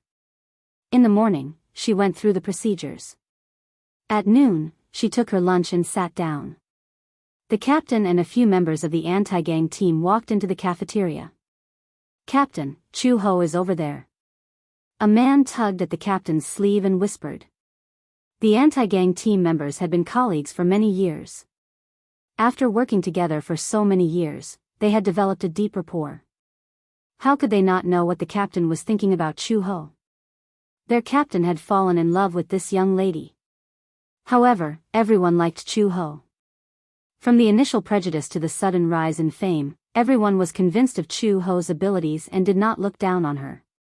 The captain, Li Xiaofeng, was in his 30s. He had been in the anti-gang team for many years and was considered a veteran. As he had been a detective for many years, he did not have the time to be in a relationship. His family had been urging him for many years, but he had never taken it to heart. Firstly, he had been in this job for a long time, so he was more straightforward. He had been in a relationship before, and his girlfriend happened to be the type who was not easy to deal with. To put it bluntly, it was a little pretentious. This love affair had exhausted him completely. His girlfriend especially loved to pester him. Sometimes, when he was working overtime or carrying out a mission and came home late, she would throw a tantrum at him without any understanding. This relationship had ended long ago. Therefore, he was actually a little afraid of women. However, Chu Ho was different. As for what kind of special feeling it was, he was not very cultured and could not describe it. However, he liked her straightforward personality. Li Xiaofeng and a few colleagues took their food and sat down beside Chu Ho. When Chu Ho saw him, she smiled and greeted him, "Captain." "Captain?" "What?" "We're colleagues, you can call me Xiaofeng like the others." He was stunned. "But I heard the others call you Captain." Li Xiaofeng felt. "Aya, Chu, you're different. You're the flower of our anti-mafia group, so you have this privilege." We can't call the captain by his name. You have the right to do that. You. Do you know how envious the other teams are of us?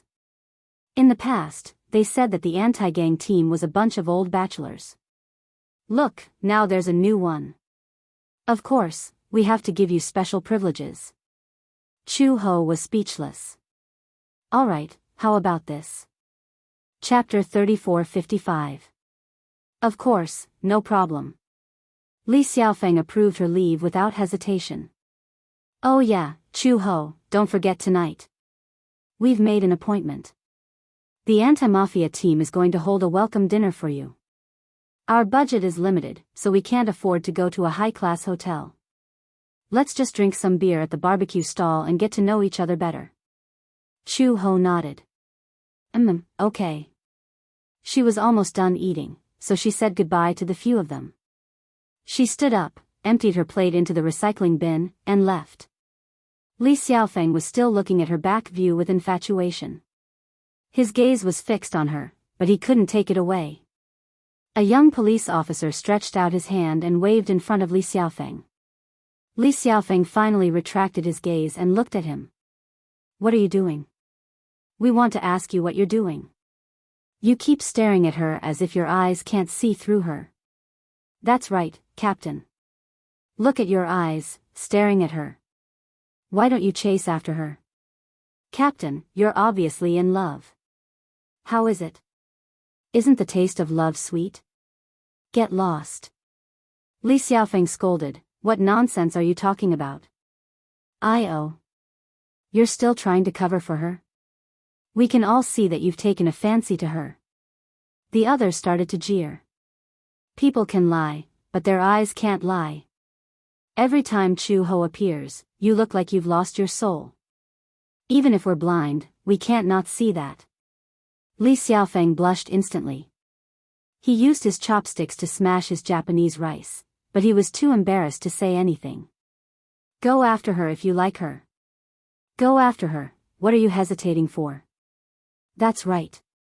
If you're late, she might become someone else's woman. Does Chu Ho have a girlfriend? Someone suddenly asked. Li Xiaofeng immediately said, no. Captain, did you ask her? I asked around yesterday. She said she's single. Wow. Captain, you're really fast. We were worried about you. That's right. Captain, you're an old bachelor.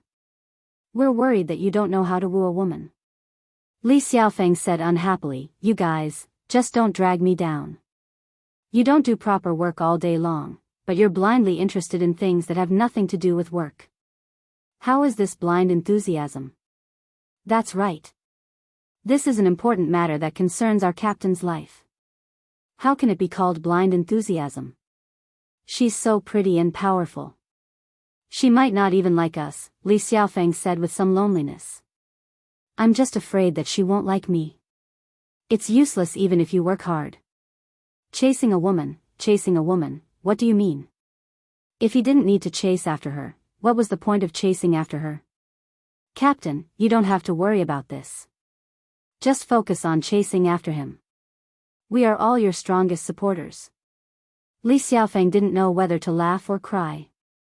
All right. Hurry up and eat. In fact, it was no secret that Li Xiaofeng was interested in Chu Ho.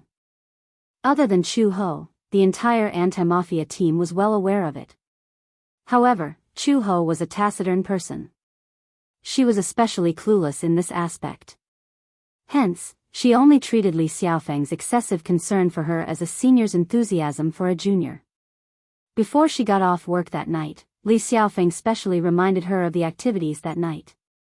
Chu Ho repeatedly said, I'll take it to heart.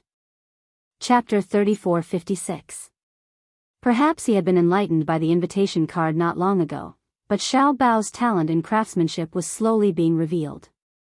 Just as he finished, Uncle Fu came to call them for dinner. Chu Ho had just accompanied Xiao Bao downstairs and sat down opposite Gu Jinglian when she suddenly remembered something and put down her chopsticks. Xiao Bao saw this and was puzzled. He asked, Mom, why did you put down your chopsticks? I'm not eating. I have an event at 8 o'clock. As Chu Ho spoke, she raised her hand to look at her watch. It was getting late and they should get ready to leave. Gu Jinglian looked up when he heard this. He seemed to remember that a man had called to ask her out last night. Even though he vaguely knew that it was about this, he pretended to ask casually, "What event?" "A colleague is treating us to a meal." He said it's a welcome dinner. As Chu Ho spoke, she patted Xiao Bao's head and said, "It's almost 8 o'clock. Mom is getting ready to leave. I might be back late tonight, so you should sleep early tonight. You don't have to wait for Mom." Before Xiao Bao could say anything, he saw Chu Ho stand up and say a few words to Uncle Fu before she took her bag and left.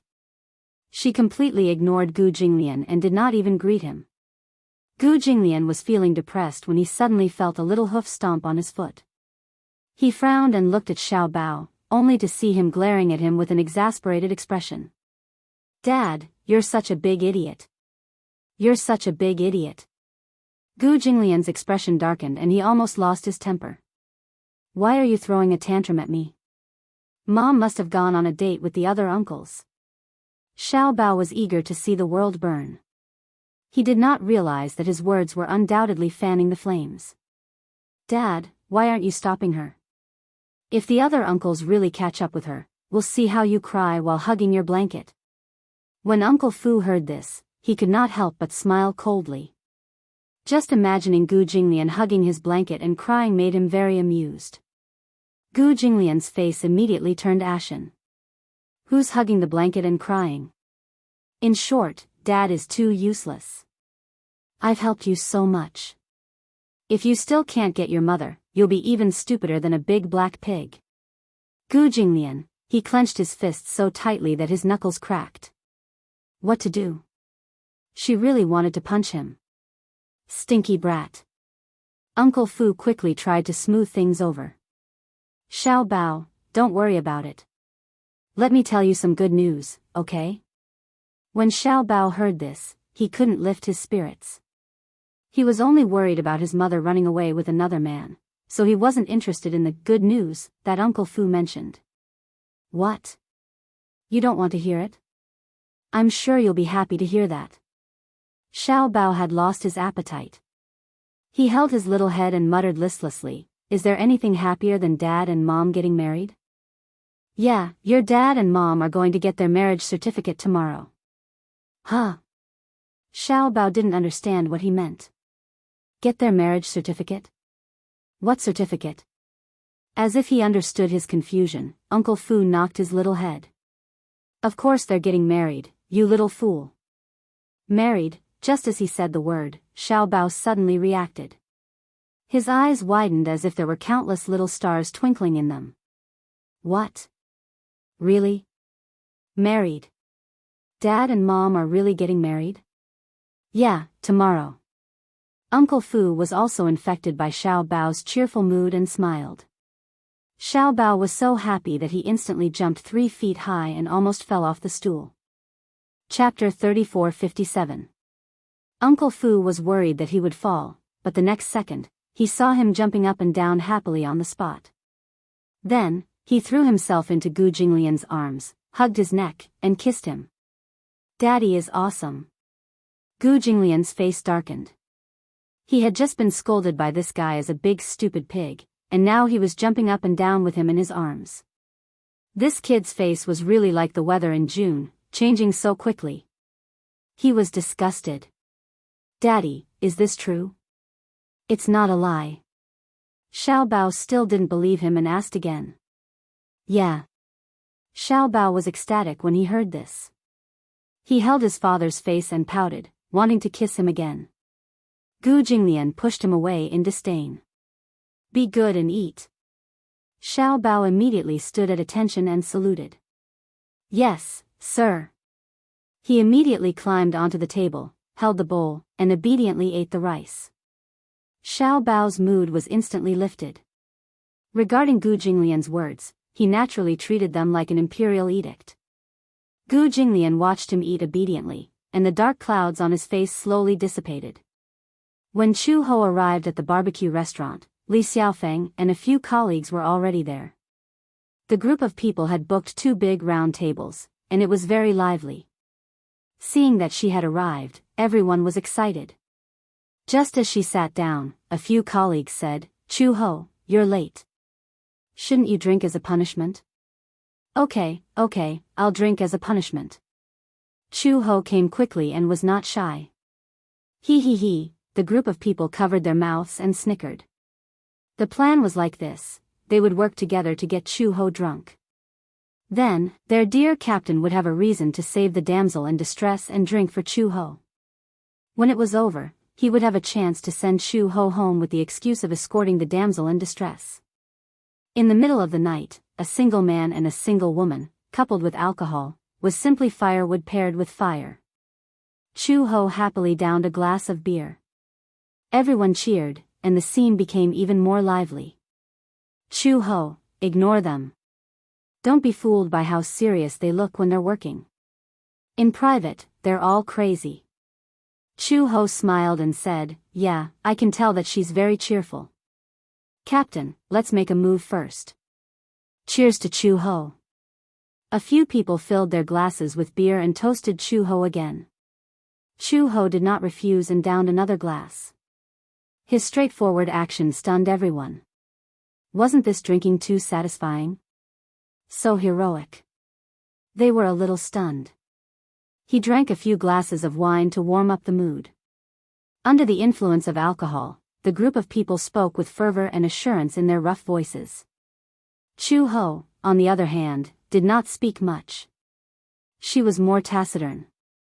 Even though she had drunk a few glasses of wine, she did not have much enthusiasm. Sigh. Just thinking about it makes me angry. One of the colleagues suddenly complained, "I met with a troublesome matter today." "Oh? Tell me about it." "Look, we, the anti-mafia team, are usually not well liked by the public. In our line of work, we risk our lives, and I have no complaints. But today, we met a few people from the narcotics squad. Guess what they said? They said, 'Your anti-mafia team is just a freeloader. So many people are just decorations.' When I heard that, I almost got into a fight with them. The anti-mafia team's police officers were all hot-blooded men. When they heard that, they could not take it anymore." "Who? Why did they say that?" "We usually risk our lives when we carry out missions." "What did they mean by that?" "Oh. Just because they're so great in the narcotics squad, we're just a freeloader." Chapter 3458. The colleague downed another glass of beer, obviously furious. "They said that no matter how capable you are, can you bring down the Gu family? What's the use of sweeping those small fries? If you have the ability, arrest Gu Jinglian." Chu Ho's back suddenly froze. She looked up at the colleague, only to see his face flushed red. He looked angry as if he was enduring a great humiliation. "What do I think after hearing that? Tell me, the Gu family? Is that something we can touch? Even if we want to, the higher-ups won't agree. This Gu family has a powerful background." The group of people felt unhappy when they mentioned this matter. The Gu family had been entrenched in Beijing for decades and had great power. The anti-mafia team was unwilling to mention the name Gu Jinglian.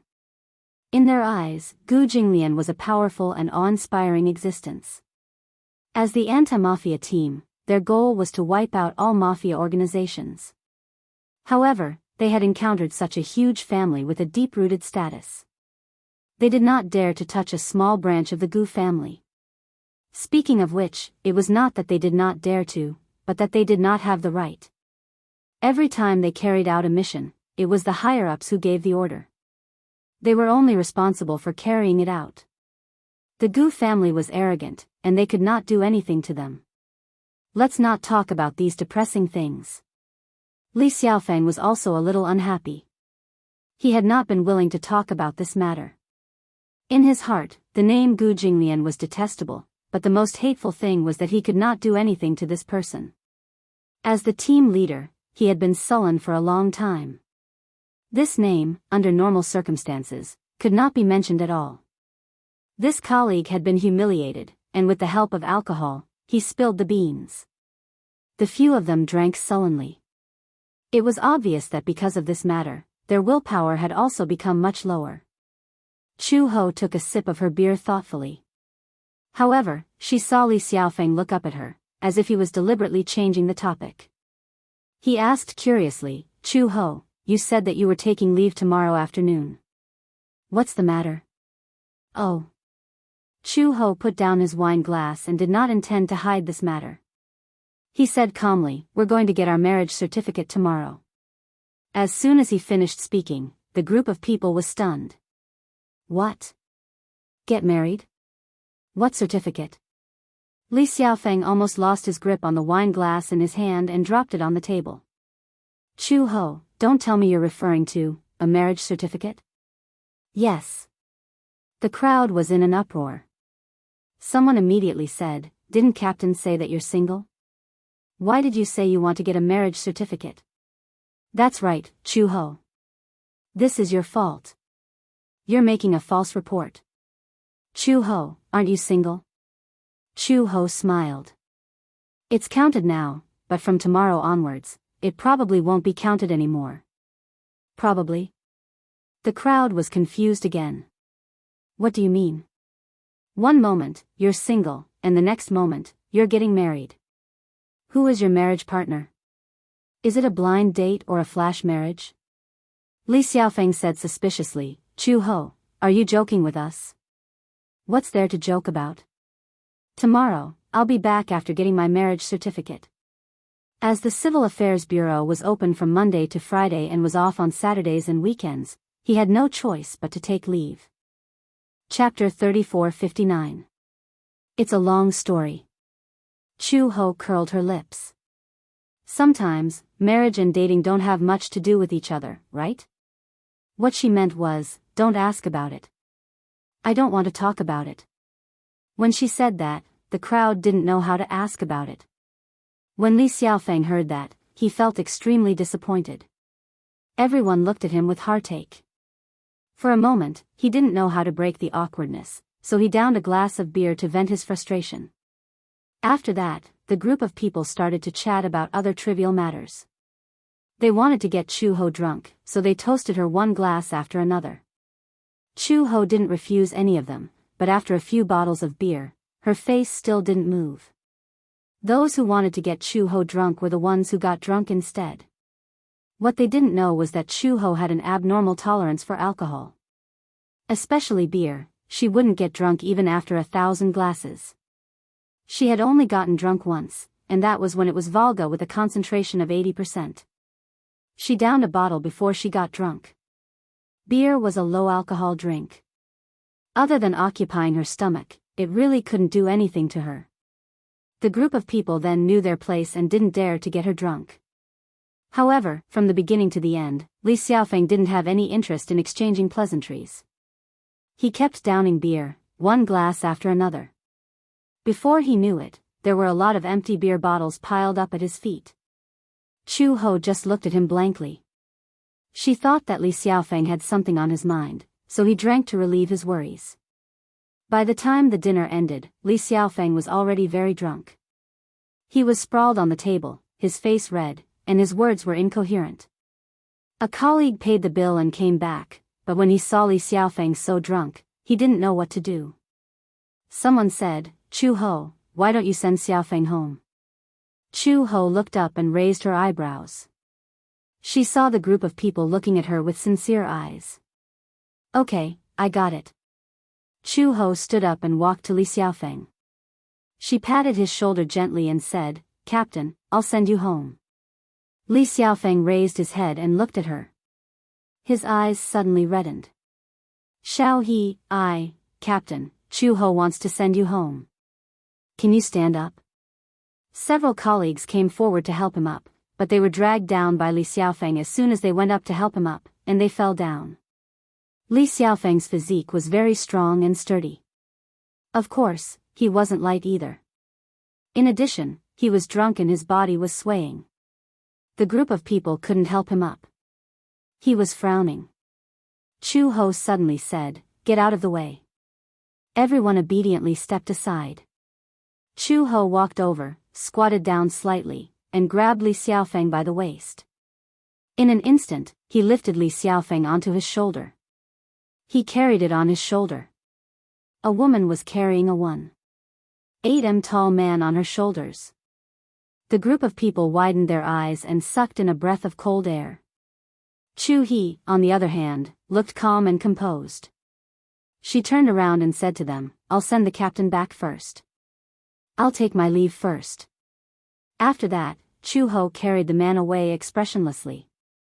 Even after she had gone far away, the group of people still couldn't react. Wasn't it a little too valiant? What a scary woman, no wonder she could take down so many men alone. Although her arms are thin, they are all muscles. I don't know what she used to do, or if she was born with such great strength. Chapter 3460. Chu Ho carried him outside and hailed a taxi. When the driver saw that she was carrying a man, he was shocked. While the driver was still in a daze, Chu Ho carried Li Xiaofeng into the car. As soon as they got into the car, the strong smell of alcohol assaulted their nostrils. The driver frowned and said in disdain, "Are you drunk? What if you vomit and dirty the car?" Chu Ho waved the plastic bag in her hand and said, "I won't dirty your car. Don't worry." The driver was still worried until Chu Ho said, "If it gets dirty, I'll pay for the car wash." Only then did the driver feel at ease and pressed the button on the meter. Along the way, the wind from outside the window blew in and finally woke Li Xiaofeng up a little. He opened his eyes and saw Chu Ho sitting beside him, looking straight ahead. She had the habit of recognizing the road. This was her instinct for many years. Chu Ho lowered her head. Seeing that he had sobered up a little, she immediately asked with concern, "Captain, are you feeling better? Let me know if you feel like vomiting." "Chu Ho, didn't you say that you're single?" "Why?" "Burp. Why did you get married just like that?" Chu Ho was stunned. She then realized that Li Xiaofeng seemed to be very concerned about this matter. She smiled and said, "Is it important who I'm married to?" "Of course it's important." Li Xiaofeng opened his mouth, and another strong smell of alcohol wafted over. Chu Ho frowned and suddenly said suspiciously, "Captain, don't tell me that you like me." She was so straightforward that Li Xiaofeng was stunned for a moment. In his impression, women should be reserved. He didn't expect Chu Ho to be such a straightforward person. No matter what it was, she liked to say it out loud and didn't like to hide it. She was suspicious, so she just asked without any hesitation. Li Xiaofeng didn't know how to answer. Seeing his reaction, Chu Ho could basically confirm that this man liked her. "I'm curious as to why you like me.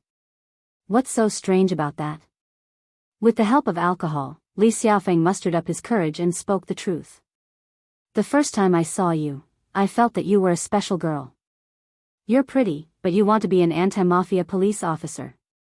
Most girls are very delicate, but you are brave and tenacious. She's the most special girl I've ever met." When Chu Ho heard this, he smiled. He narrowed his eyes helplessly and said playfully, "I'm already a mother. The term girl really doesn't suit me." "Mother?" Li Xiaofeng blushed. "Didn't you say you were single?" "I don't think being single has anything to do with having children." Chu Ho continued, "I have a child, and the person I'm about to marry is the child's father. I don't have any feelings for that man. I only married him because I want my child to grow up with a father." That was all she had in mind. Therefore, when Gu Jinglian proposed marriage, she did not think too much about it. Like Gu Jinglian, she also hoped that she could use this method to give Xiao Bao the greatest sense of security. So she had a child. Li Xiaofeng was suddenly disappointed. In his eyes, a woman who got pregnant before marriage she always gave people the feeling that she didn't love herself. She seemed to have read his mind and saw the disappointment in his eyes. She smiled mockingly.